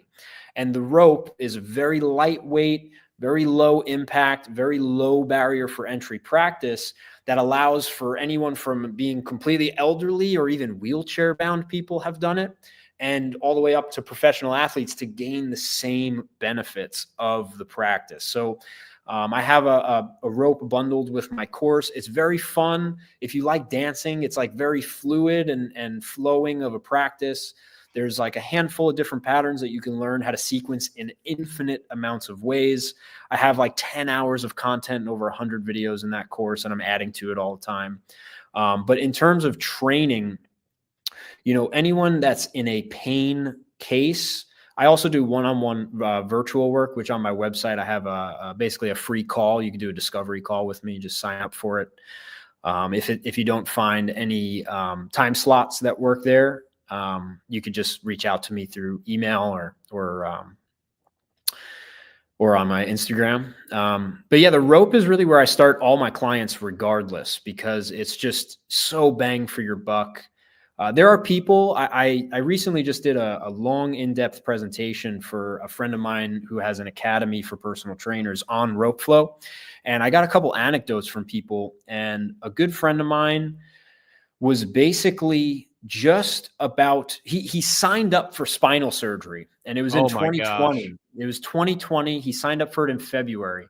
Because of everything that was going on, there was like a 3 or 4 month delay in the actual date for it.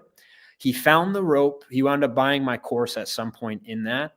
And he was able by April to cancel the surgery. And then he ran his first ever half marathon like 3 or 4 months after that surgery date, and has just never looked back since. And this, it's not a unique story. Rope flow, we're really just starting to see the impact of the practice. It trains your brain in a really powerful way, where I think there's a lot of potential use for like dementia, Alzheimer's type patients or clients, and even into just pain and performance in general, because pain and performance are really two sides of the same coin. Right. And both things, you get most. But my school community is more so for people who are already training. and just kind of want to try some new stuff. I have a big exercise library in there because all the stuff I do is weird and I want people doing it right. So exercise library in there. The rope flow course is in there if you're interested in the training, but it is monthly there. And then I have just the one-time offer with the rope flow course on my site that I would suggest you try. Yeah. And we had another question. We had a couple that I wanted to bring to your attention. Justin Henley sends in $5. Thank you so much, Justin. Really appreciate that. He says to ET, how long are your daily workouts in your program? So in my school community, I typically train for an hour. Some people, if you're new to all the movements, right, and you try and do 5 brand new movements, it might take you 10 minutes to watch the 5-minute video and then give it a couple tries. So really it's up to you if you were to join the school community, like how you would even want to go about it, because what I'm doing, I've been doing for years now, and I don't expect everyone to be able to do, but just being exposed to new types of movement, different modalities that maybe you've never tried, or different ways you could use things like barbells and cables and stuff that you've never tried could be really awesome, just to like make your own workout out of the exercise library that I have there, and just kind of mess around with stuff. But I typically think an hour is more than enough to do anything in general. And somebody mentioned, and you already kind of hint at it, but Orgrillo says, is there a place for heavy compound lifts? You've already kind of addressed it, but I want you to articulate it the way you wish. I do squats, deadlifts, presses, etc., alongside some functional movements for combat sports. I took a bit off and bulked up a lot, and I am a worse fighter. So Yeah. I was wondering, could you speak to how your program is not about doing away with all types of strength training or hypertrophy training? It's about a balancing of the physical body itself. Yeah. So when it comes to strength training in general, the kind of golden ratio is just to rotate more than you don't rotate, especially if you're coming from a training background where you're not rotating at all, which would be any kind of classic lift. So for example, on my push day, I do a flat bench press with a barbell. On my pull day, I'll do some kind of deadlift, or, it might be single arm, or it might be like Zerker style, where it's a much deeper range of motion and a different line of tension. I do 2 leg days a week. My 1 leg day always has some kind of a Bulgarian split squat or a back squat. There's nothing wrong with heavy compound lifts, but the problem with it is if you're a fighter, you need to be able on a dime to throw that strike out, pull it back because you don't want to get hit. And if you're training like this, you're basically just teaching your nervous system what to do the next time a movement happens. So that's really my main issue with conventional training, is not so much about the movements, but the neural adaptations that they wind up producing if that's Right. all you're doing, or even if it's most of what you're doing. Like if you look at freak athletes, their squat form is horrendous, but they could run a 4-something 40, right? And obviously they might be able to squat a house too at that point. But at the same time, like, they're playing football so much. They're not only doing squats. They're not only doing deadlifts. They're not only doing bench press. So it's really more so about the ratio based on the context of where you're at, which if you are a fighter, like if that's what you do, you want to rotate as much as humanly possible. And unless you want to go up in a weight class or something, that would be the line of, hey, we got to do some more hypertrophy. We got to feed you more. We got to bulk you up a bit. But like, if you want to be powerful, you don't want that extra bulk. It's going to slow you down. Right. Yeah. Like I think for me, I want to be if I were to gain another 8 to 10 pounds, I would probably feel pretty sluggish, and I'd only be 180 pounds. So like, if I could make the strength gains that I would get at 180 at 172, I'll take less tissue and more strength any day of the week based on my goals and what I want to do. Right. Right. Yeah. That's an important point. It regards to like, what are your personal goals? As you said, not everybody has to be as obsessive or as intense with their training as maybe you are with some of your functional training. But even if you just incorporate it a little bit, and that's where I wanted ET to come on and kind of share his expertise and his knowledge, because I incorporated some of it because I was getting the imbalances from all these traditional lifts, and my body, I started to feel heavy and slow. And I mentioned this to ET in one of our meetings about trying to run. And I went from like 180-ish to over about 3.5 years, 4 years to like 210, 215. And I felt heavy when I went to try to go run. And I incorporated the rope flow, which is not a bunch of, intense movements that I have to work on or get retrained in. I just used ET's classes. He sent me the rope, which is about a pound. It's not exactly your normal jump rope. It's a little bit heavier, but that's what really helped me begin to open up my shoulders. And now after just doing a little bit of that, I told him I'm going to lose 10 pounds. And I did. So now, my goal is to stay between like 195, 200 the rest of my life.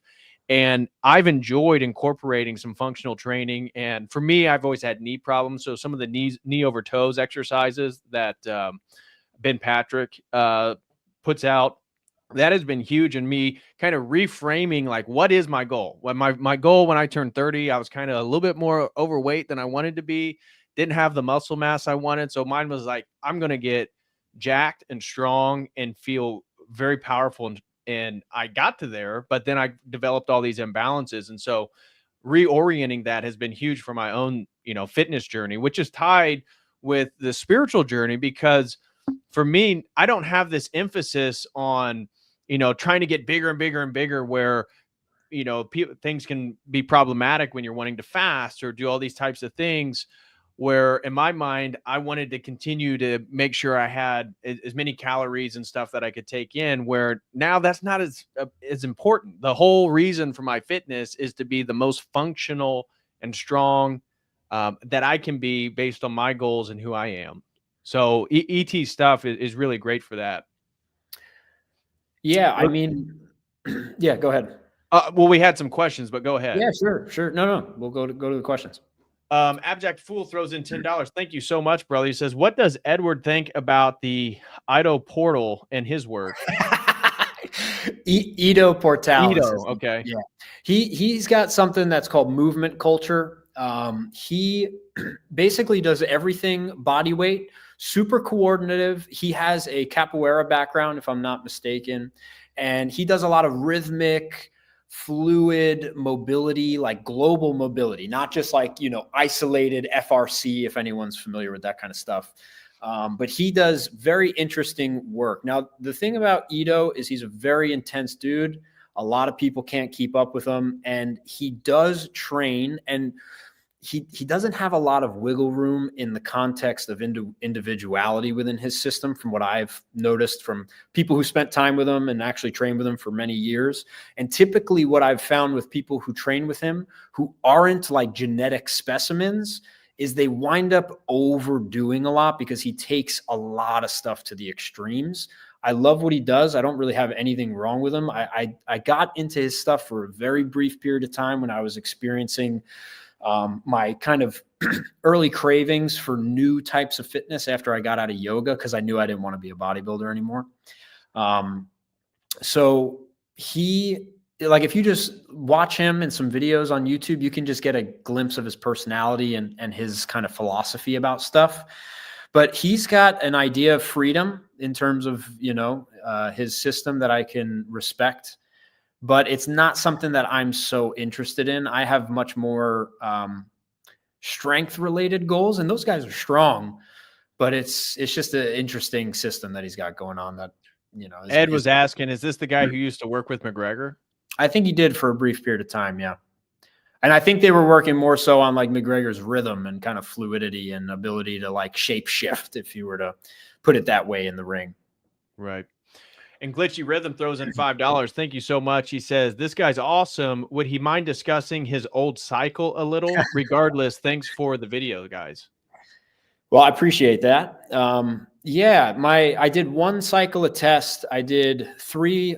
I was supposed to be 12 weeks, 500 milligrams of test sip or enanthate. I forget, one of the longer esters. So I didn't have to inject myself every day.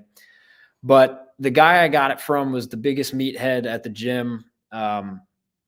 And he gave me 2 vials that should have got me the 12 shots, and they got me like 13 or 14. So it was either cut, mixed, maybe, you know, underground type grade stuff that definitely had a lot of side effects: acne, water retention, bloat. Got pretty fat on it. So my estrogen was definitely out of whack while I was on that cycle. And I think I'm a bit estrogen dominant in general, based on some of the other blood work I've done recently. So that paired with test, you can kind of really like balloon up, because estrogen is super anabolic. It's actually not bad to have as a man. But there are some downsides when you go supra physiological. I also did some pro hormones when I was a teenager, which were probably worse than the test. That would be an oral compound at the time that didn't have much regulation on it, where when it was processed by your liver, which it was super liver toxic, would become some kind of test type ester or compound or some kind of androgen, or something that would mirror it to some very close chemical degree or molecular degree. And for any of those listening, we are not advocating anybody. Yeah, don't do it, guys. Yeah. Don't do it. There are so many ways to naturally bring up your testosterone. And I personally think TRT is a big cope for a lot of people. I think it's being pushed purposefully to people who don't really need it, right? Like the 27-year-old who's got low test, and then they go and get TRT because their doctor's willing to give it to them, are overlooking all of the lifestyle factors in that issue that are not going to be solved by the injection exogenously. And then on top of that, you're still going to be the same person who's living the way that you're living with super low test. You're going to have low test habits and low test lifestyle kind of ways of being, that now you're adding a massive hormone discrepancy into it. Even if it's just bringing you to regular levels, you're still 2-3xing where you're at, likely. And now I talked a lot about the substances I've used in my life. And something that I always say is that out of all the psychedelics, out of all the stuff I've done, testosterone is the most psychologically impactful substance I've ever taken. And the problem with it is it's taking the main thing that makes you a man, and it's putting it under a magnifying glass. And that is your sense of self in a large degree. So any man that is exogenously relying on a pharmaceutical company to have their sense of masculinity, in my opinion, it's a very weird, you know, psychological, emotional, spiritual kind of realm that you get in, where you're not actually you. You are a pharmaceutically enhanced, transhumanistly kind of loosely enhanced version of yourself that spiritually can make things very, very challenging, in my opinion. Yeah. In relation to that, obviously I've had Dr. Michael Moeller on. We call him Dr. Mo. And he is a TRT doctor. He's a naturopathic doctor. And you've spoke with him.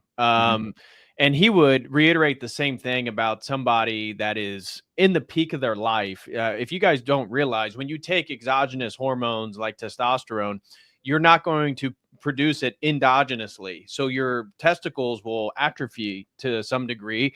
And there is interesting conversations on how much your natural endogenous production can rebound after exogenous use.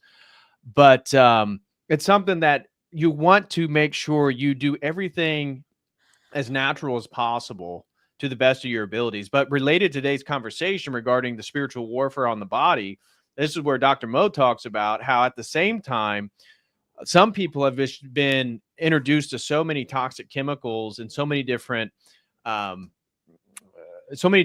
that have altered their hormones within their own body, that 40, 50, 60-year-old men that I don't see a problem with getting TRT. To your point, I would feel paranoid being dependent upon exogenous testosterone just with everything going on. And right now, even though you're talking about how TRT is kind of being promoted, especially in like the manosphere and those kind of health circles online dealing with men's health, the federal government is making it more and more difficult for people to get testosterone unless you're a woman.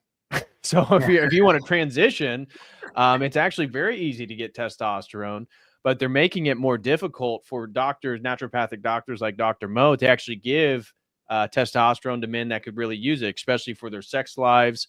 And Dr. Mo was talking about men in their early 20s having total ED because of pornography addictions, terrible diets, all types of stuff.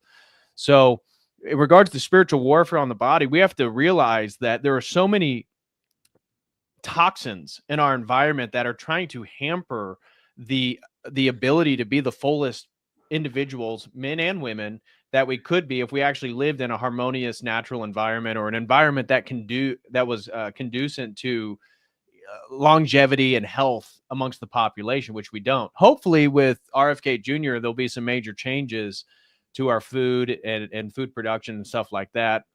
Obviously the jabs, all the pharmaceutical industry. But, Ed was asking what your thoughts were on TRT for people 50 or older. I think it's very contextual. And you mentioned, Dr. Mo talking about sex lives. Something that I've noticed in my life, not really pointing at one person in particular, is kind of like the archetype of like the horny grandpa who should not be horny anymore. Yeah. And it's like, if your sex life is that important to you into your 60s, then like I would argue that there's something missing. Because if God gave us this arc of basically who we are and what we could do, I would have to imagine that there's got to be a natural tapering off that is actually fruitful to an older man's life, more so than remaining virile and vital. Now, granted, the argument could also be made that 50 and 60-year-old men have higher levels of testosterone than a lot of 20-year-olds now. That's true. So why are they on TRT other than, maybe worldly means of they want performance? Well, I think also, just to be fair, I think there's some considerable studies to show that your ability to maintain muscle mass and strength are good indicators for longevity in people's health. So I think some people getting on TRT, maybe they're not going to their optimal levels when they were 23 or 24, but getting enhanced to some degree. There is research to show that it helps longevity in people's lives. True. Of course. Yeah. How could it not? It's the hormone that makes you vital. Right. Now, I think, and I'm not necessarily against it either. I think everyone it's up to them and their spiritual journey and what they think is best for them. And my opinions might sound kind of objective and whatnot, but I don't think it solves the deeper issue of why they have low test. Unless they're like actually old. Like that's fine. Like whatever. You're an old dude. You want to take tests. You've lived your life. You've had your kid. You've done whatever. Like, I don't care.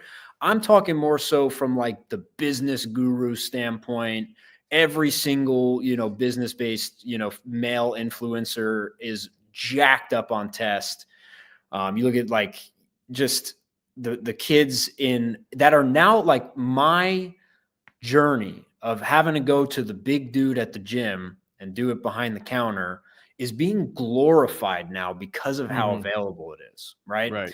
So you have younger kids taking better tests, and it's way more socially acceptable. And it's actually like in the bodybuilding world, like it's become this glorified, pedestalized thing to be on steroids now, and then the more transparent you are about it, the better it is that you're doing it, right? You're not just hiding or being some fake natty or whatever. But the reality is these people are still not doing anything to actually improve their life. Like that to me is everything that I've personally gone through over the years. Like that picture of me when I was vegan and emaciated, I probably had the test level of like a freaking prepubescent boy. And now I'm back almost at 800 nanograms per deciliter just because of lifestyle choices, right? So if you took testosterone in your 20s, which can permanently alter cold turkey. So I did everything possibly wrong. Estrogen dominant, did a cycle of steroids, cold turkey at 19, suffered for 2 years, an emotional, physiological ED wreck, and then bounced back after putting myself further in the hole as a vegan, using weed, using psychedelics, not taking in any cholesterol, not doing anything. And I bounced back to 30-plus-year-old men who didn't do any of that, not even any of it, and I'm outperforming them. So like that, to me, that massive dip, massive high, massive dip, if I could do it, anyone could do it without it, right? And that's really where like the right education, the right understanding about food and lifestyle factors, like this light that I'm sitting in is brutal for my nervous system. I don't sit in this ever unless I'm in a scenario like this, right? Those like little things can make massive differences. Understanding your circadian rhythm and actually getting it online again. Understanding sunlight, understanding how light impacts how you digest food, understanding how food works, understanding how water works, understanding how certain supplements are going to impact you. And basically, you know, the toxin overload and a lot of the endocrine disruptors I've seen some people put in the chats, like that's just one piece of it. And it's a very simply solved piece for most people, unless they wind up going like autoimmune or something serious happens with their health, then it becomes far more complex. But for the average person, there's like 5 to 10 things you could do at a reasonable price that can absolutely change how you feel, absolutely get your body chelating heavy metals and getting stuff out and actually opening up detox pathways and just making it where you don't have to rely on the pharmaceutical industry for your testosterone, for your endocrine system. Right. That's my argument. What are some of the areas where you see the strongest spiritual attacks in regards to people's physical health and their body? I mean, obviously the pharmaceutical and the way the medical industry is set up.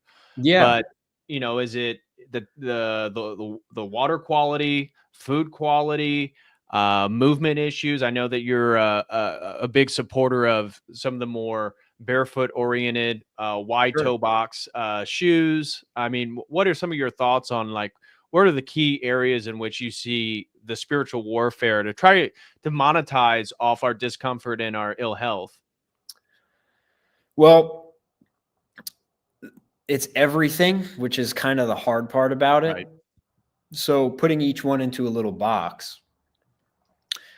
If you go to ewg.org, maybe DPH, do this actually. Go to ewg.org and then find the tap water database. ewg.org. And we don't have to use your zip code. We could use the zip code that I grew up in. Okay, where do you go? Take action?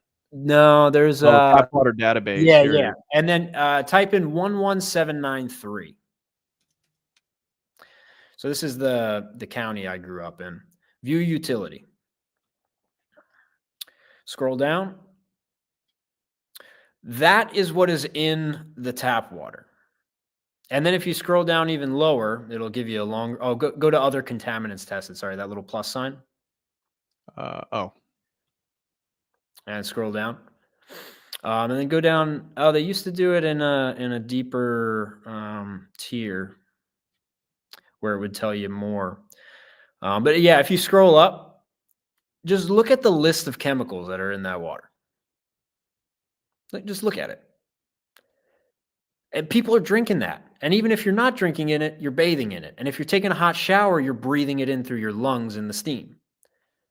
Right. If that doesn't frighten anyone to the point of trying to take a little bit of action on where they source their water from, I don't know. You want to talk about endocrine disruptors? Like, just look at that list. You want to talk about, carcinogenic, stuff that's going to accumulate in your tissues? Just look at the water. That's going to be the big one there. First thing is water. The reason being we're primarily made of water, right? If we think about our makeup in the human body. And the water that we consume is super important. Like if you take any water bottle and you do a little simple pool pH test, it's going to be acidic water. And it's going to have microplastics in it, right? And people are going, let's take the bodybuilder who doesn't need TRT, that's on TRT, swigging, Poland Spring plastic water bottles his whole life. Right. Right? Like just look at the water. It's crazy. It's crazy. Even groundwater can be bad depending. It's not going to be nearly as bad, but it can be bad also. So with that, just look at the water. What you drink and what you bathe in is huge. What you brush your teeth in, what you wash your stuff in. When it comes to food is basically a weapon now at this point, right? So avoid everything processed. And the thing about food too is most people don't have a barometer of what food actually makes them feel like. Mm-hmm. So I always suggest to people to try something a little bit more on the extreme side based on what you normally do, just for the sake of like broadening the goalposts of what you understand about how food responds with your body. And in my opinion, carnivore, outside of fasting periods, of course, is going to be the best bet. 9.99% of people, if you just do like 3 months on carnivore or mostly carnivore, animal-based is where I stand as like the kind of blanket best choice. You're going to feel so good. And then when you go back to eating some other stuff, you're going to be like, oh, wow, like I never noticed that this made me feel so sluggish, but that's why I always grab that Bang energy drink at 3 p.m. because I was so sluggish. Yeah, meat, eggs, and fruit are great. Depending on how you enjoy food too, that's a big part of it. Yeah, you like Saladino? Paul Saladino's cool. I don't have anything against him. A lot of people don't like him, and a lot of people blame how he's aged on carnivore.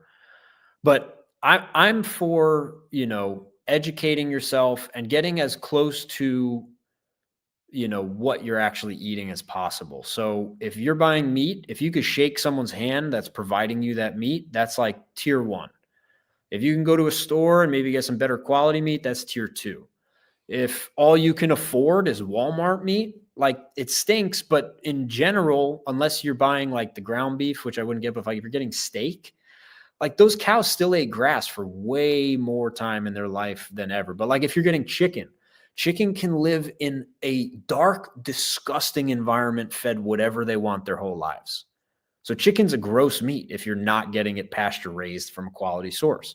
Pork is a disgusting meat if you're not getting it from a quality source, right? Beef is really like the safest bet, which is why carnivore is so easily done even on a budget, because beef, in my opinion, regardless of what the animals have been given, regardless of injections or food, or if they were corn-fed at the end or whatever, they're still really like the closest thing to original food as we got right now. If we look at a banana, what we have as a banana now, 500 years ago, was not the same banana. So that's like a lot of genetic manipulation to produce this big fruit with no seeds.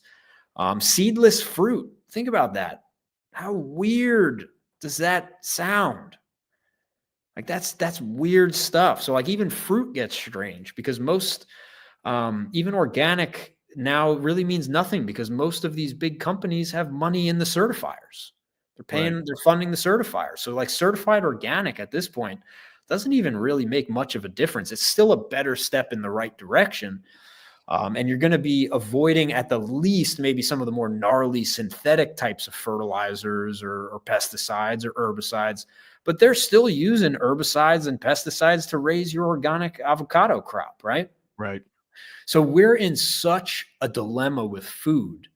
And in my opinion, that's where supplementation really comes in, because even if you get organic vegetables, they're grown in mineral depleted and mineral toxic soil. Doesn't matter what you're getting, right? Even if it's organic or not. Obviously, the non-organic stuff is going to be worse, but it's like not that much better. So like finding foods that where that better option actually makes a tier difference, big difference. That's going to be animal products. That's going to be dairy products. And just like honeys, right? Anything produced by an animal is going to be way easier to find that like actual quality difference than a plant-based food, period. Next question. Abject Fool says, how far down the barefoot shoe rabbit hole have you gone? Very far. I've been wearing barefoot shoes for probably like 8 or 9 years. I worked with a wonderful lady. She was a body worker, and she was also a professional ballet dancer on Broadway in New York, which, by the way, if you want to find a good massage therapist ever, they have to have a movement background. Do not go see a massage therapist who is only a massage therapist. But she saw my bare feet. She worked on my body. And she also studied under Tom Myers, who is really the pioneer of fascial slings. And he calls them fascial lines or anatomy trains is his work. That's a lot of the foundation of my training as well. So she worked with him before he even produced his work. She was with him for like 30 years. Incredibly smart woman. But she was the one who actually turned me off of barefoot shoes within context, because what happens is the arch of your foot is going to conform to the surface that you utilize it most on. So if I'm wearing a barefoot shoe and I'm walking 10 miles on concrete every day, 10,000 steps, whatever, my foot's going to get flatter, period. Like, it's whether that's a positive or a negative adaptation is debatable. I personally think flat feet people are actually some of the freakiest, most springy athletes in general. Because all that is so lengthened, they just pop, where like someone with an arch, you got to lengthen it and then you got to go. So even having flat feet being a quote unquote bad thing from the kind of podiatrist world is totally misguided, in my opinion. Evan says barefoot gave him a serious foot arch. They will build your arch at first because it's going to get stronger. Now, again, we're talking like the duration of your life. And so understanding ways that you can build your arch intrinsically and, more so through gross movements is going to be beneficial. And then also the context of it, right? So if I'm going to be doing 10, 20 yard, 30 yard sprints, I could wear my barefoot shoes and be fine. If I'm going to go run 6-7 miles on the rural roads around me, I'm putting on some running shoes, because my feet beating the ground for an hour straight at that impact just isn't ideal for my foot. Right.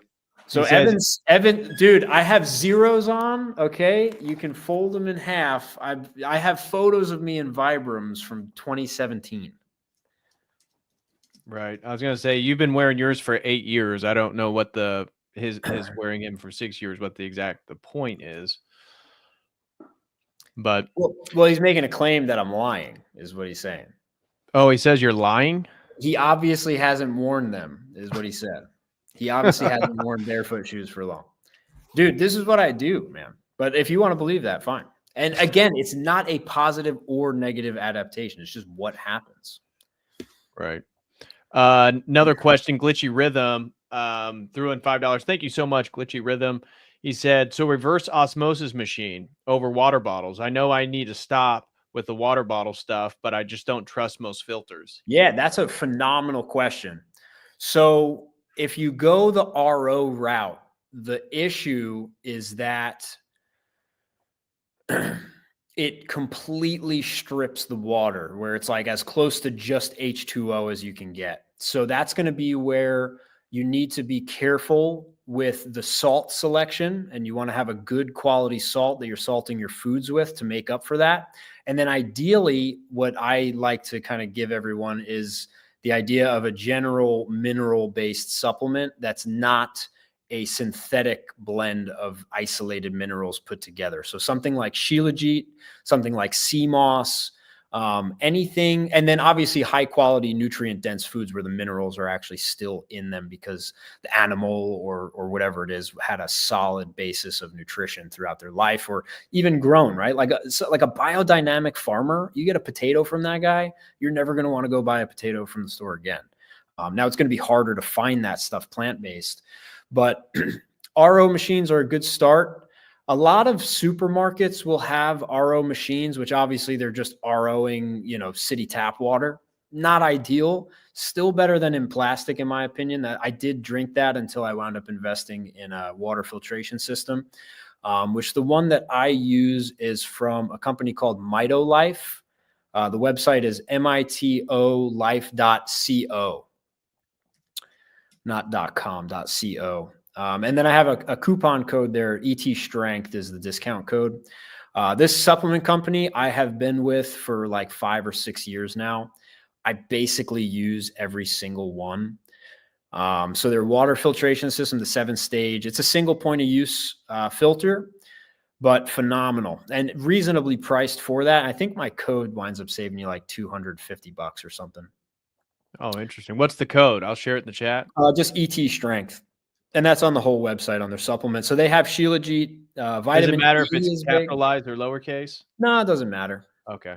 Yeah, Shilajit, in my opinion, is I've given it to. I've recommended it to 2 friends. One of them is the most shredded dad you could imagine, like 4% body fat, total Greek statue. Got his blood work done. His test was like 128 nanograms per deciliter. Ooh. Gave him Shilajit and bumped it up within a couple months to like 400 or 500. Wow.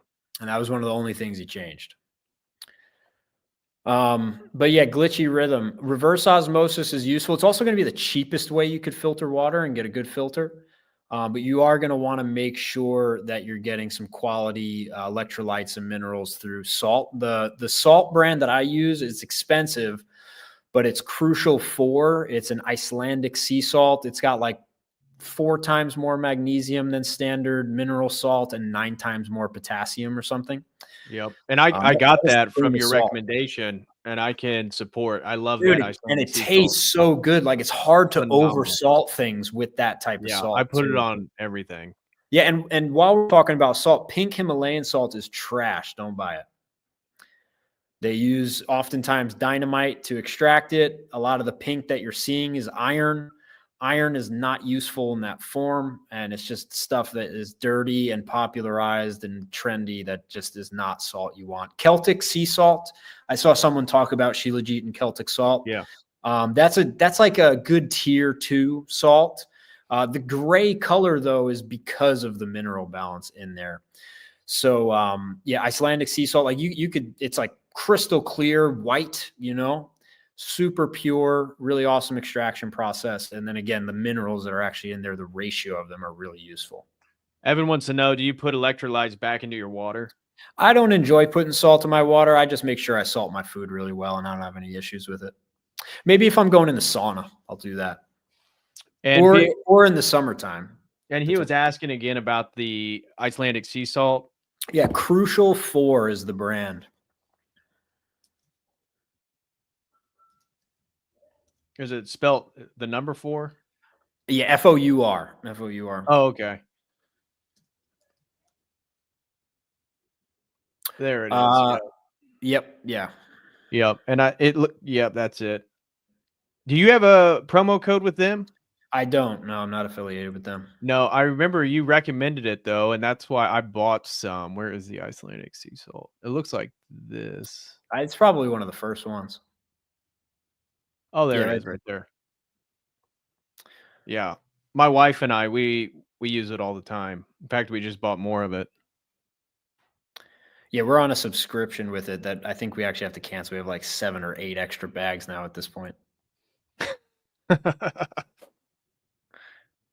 So, what about, was there anything else in regards to kind of we kind of got derailed through some of the questions, but you were talking about some of the spiritual warfare and the body. Was there anything else that you wanted to? Yeah, well, if we think about it this way, we have, right, our nous and our faculties available to us, and a really easy way to distance yourself from that kind of clarity outside of obviously God's grace, which, we have tons of clergy who, you look at them and they're overweight and they're unhealthy or whatever it might be, but spiritually they're there.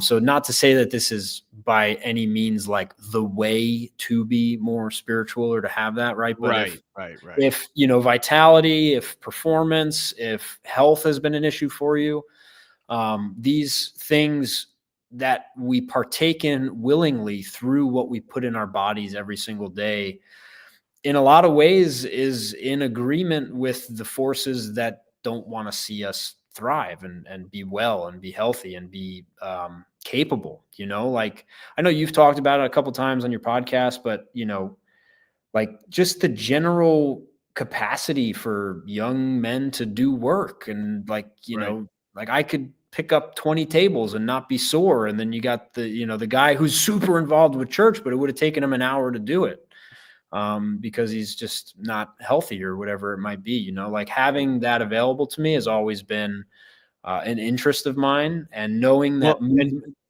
Father Michael Butler and Father Moses McPherson, when they've been on the channel, because we got into fitness and masculinity and stuff like that, they're big point of approaching physical fitness as an Orthodox Christian. Obviously, we don't idolize the body and getting overly obsessed with your aesthetics or worshiping your physique. This is a no-go. This is where your physical fitness can actually become an idol and detrimental to your spiritual growth. But the point that they laid forth is, if we really want to be Orthodox men, the way in which we enact our faith is to be of service of other people. And to some degree, then that demands us to take a serious approach to our physical health and our physical fitness so that we can actually do more things. So you mentioned, a example of picking up tables. Well, I have one example for myself is this was during the Lenten period. So leading up to Pascha, there was a man that's part of our parish, and he's much older, in his 80s, not in great health, very pious husband and wife. They get there as often as they can, and they struggle with some health problems. And it was to the point in one of the Vesper services where we do prostrations. Now, no priest or church would ask this old man to do a prostration, but he wanted to. I mean, he wanted to because it's something that he does every year during these services. And so he did, but he couldn't get back up. And my priest, we have a new priest now, but at the time he was like 90 years old. He couldn't help him. And then there was just a few women there that were there during the Vesper serve. It wasn't like it was packed. There was tons of people. And so because I was there, I was able to help lift him up off his knees to get him back on his feet. And I say this not as I rescued. No. My point is that took a lot of physical effort and strength that was related to me doing training, but I was able to be of service to other people. That's a small, dumb little example, but in general, what Father Michael and Father Moses have highlighted is this is something that we should aspire to. And if you plan on getting married and having children, this is part of your spiritual duty. Again, not to obsess over your body. That's not what we're saying at all. Or even become obsessive about, all the toxins and living a lifestyle where maybe you're kind of ineffective in the world itself. You have to be, conscious and have discernment in regards to this stuff. But ultimately, your physical strength is going to be necessary for providing for your family, for being able to play sports with your kids while they're young. Maybe you have some boys. You want them to be active, and you want to be a father where you can get out there and be with them. And so, as Father Moses and Father Michael has said, this is something that we should aspire to as Orthodox Christian men, while maintaining the fast, while doing the liturgical calendar, while being part of parish life. All of this kind of goes together. And this is really what's hinted at in today's conversation about the spiritual warfare on the body, but your body is your temple. This is the thing that houses the spirit within you. This is how Christ can reside in your heart. And we're just trying to bring awareness and get people to think a little bit more seriously as Orthodox Christians about how your body plays into this, and people will point out, I always get people, Orthodox guys in the chat or leave comments about how, you guys are too focused on superficial things about your body, this or that. But monastics, if you've gone to a monastery, the monks are actually very physically active. They may not be doing deadlifts, but they work constantly. And those guys they are fit dudes. Mm-hmm. I have not met very many monastics that are incredibly overweight, because they're the physical labor that they do during the day as part of their ascetic practice is very demanding. And I mean, it's highly likely they're doing prostrations like all night long sometimes, right? Right. Holding vigils and stuff. And that's a functional thing that's even part of our faith. So, can you prostrate? Even if you're in your 30s, for some people, that may actually be pretty difficult. Yeah, it always hurts me a little bit inside when I have guys my age that have some type of it's a mindset around fitness as if it's like too hard to do something, and then they make themselves feel better about not being fit. And the reality is there's not a single man in this world that would not feel better if they were stronger. Right. Like, I'm convinced. And you could have a, scrawny nerd in front of me telling me I'm happy how I am. And then you get them jacked and they're like, okay, you were right. Whether they do it or not is just based on, what choices they make. But in general, like, we are the fortress. We're the protector. And a part of that is going to be physicality.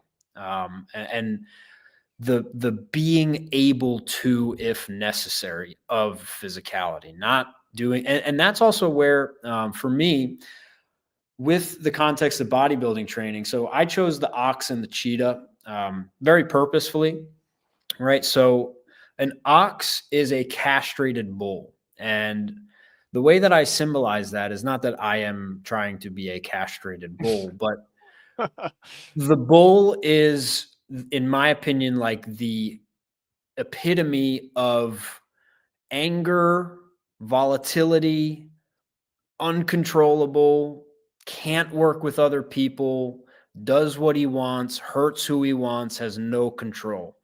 And the ox, you pair him up and you do the farm work that feeds the village, right?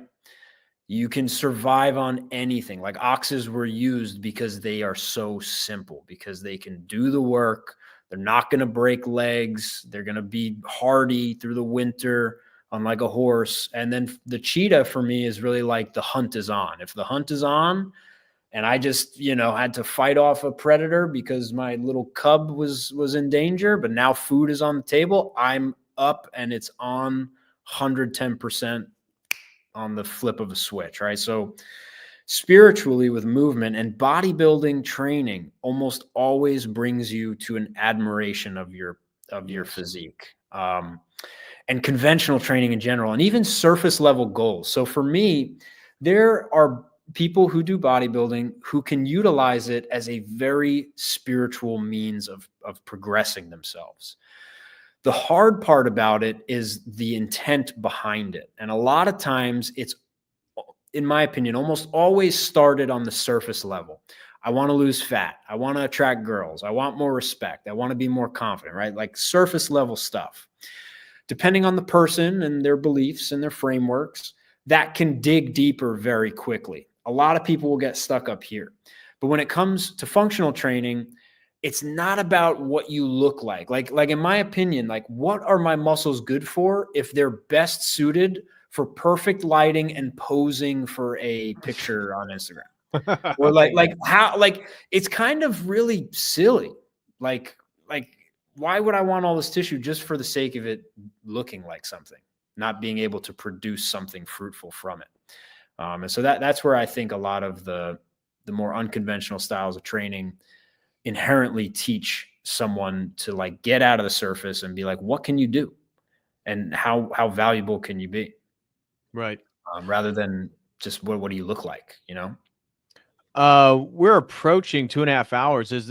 I want to promote your training. If anybody wants to follow you, again, I want to share your Instagram link again, your school page, as well as, again, you said you offered a free discovery calls. So if you guys want to do a quick one-on-one with ET, that is available through his website. Here is his Instagram.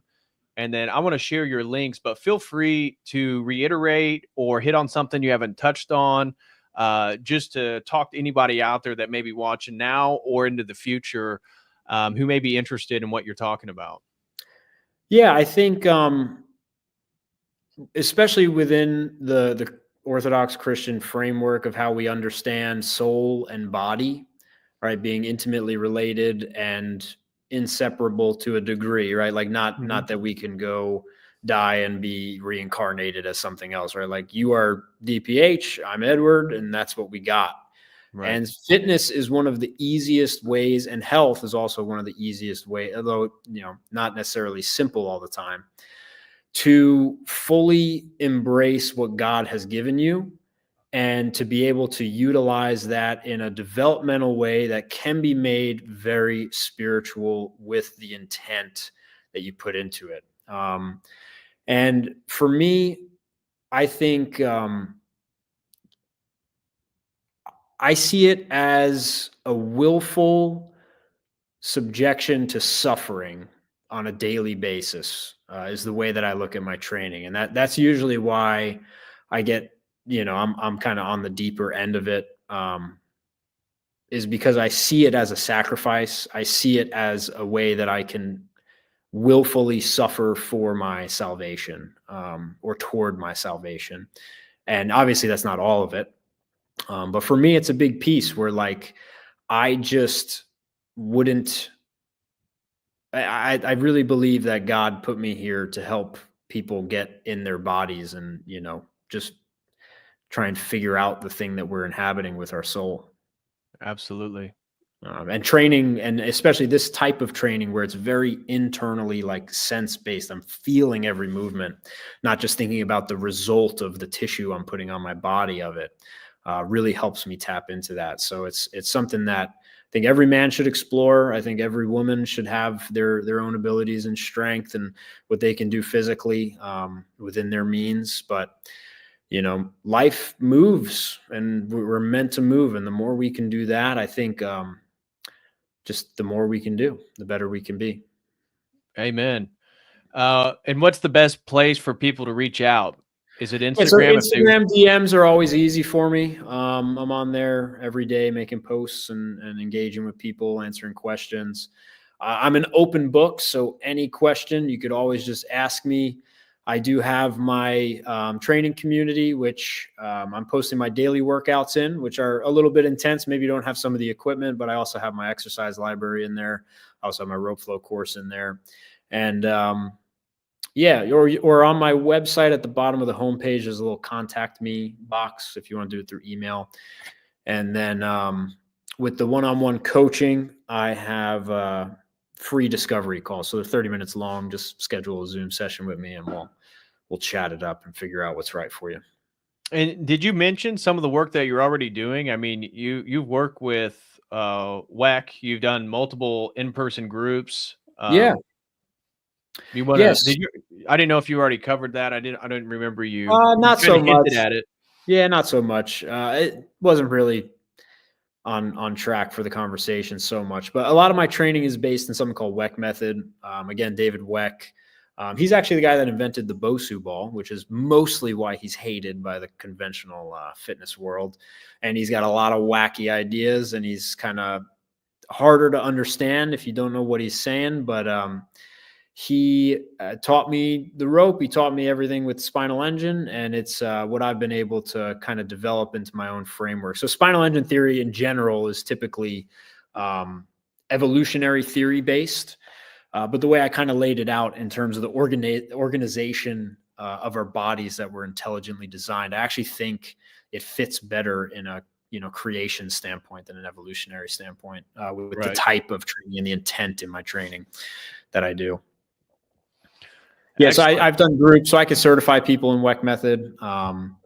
I've taught a bunch of rope flow workshops. I have one-on-one clients everywhere from obese people to professional athletes I've worked with.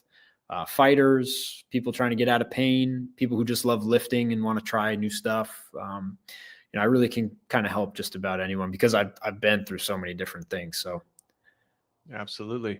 Well, again, for all the Orthodox brothers and sisters out there, if this is something that you'd be interested in, please contact our brother ET. Edward, what do people? I always call you ET because that's what. Yeah, it's Edward or ET. That's it. Okay. Do other people call you that?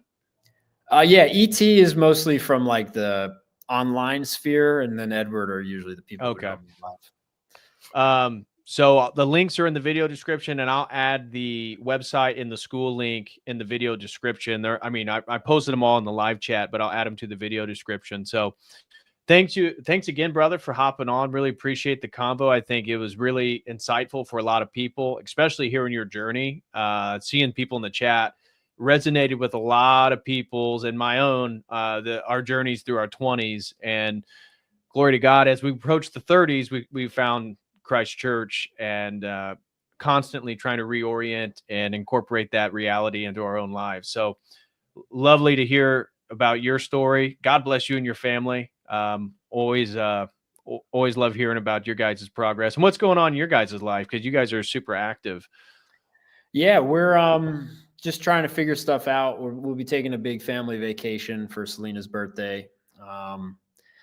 And yeah, maybe not staying here too long, maybe staying here longer than we thought. We don't really know where we're at. We're kind of just here doing our thing, trying to figure stuff out for the future. Cause we so many we've moved 5 times since we've been together in 6 years. And it's like to do that again, it's just crazy. But I mean, we're missing family. So that's been kind of weighing on us, especially around the holidays, Where's her family?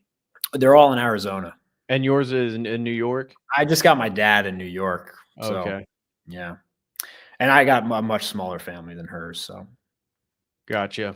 Yeah. Well, thank you, brother. Guys, smash that like. A major thank you to everybody who supported the stream and was here present for the convo. Again, reach out to ET if you have any questions regarding some of this functional training, rope flow. As I said, I've kind of dabbled a little bit. I'm certainly no expert like ET, or I don't even do some of the higher end patterns that he does. But just doing rope flow once, twice a week has been great for me in my own shoulders. And I still do conventional training 3 times a week. So I only go to the gym 3 times a week, anywhere between an hour at most, an hour and a half. That's all I do. And then other stuff is like core, functional stuff, stretching.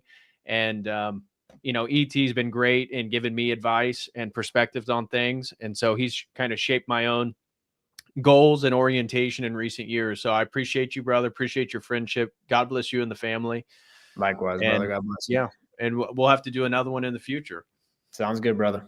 All right.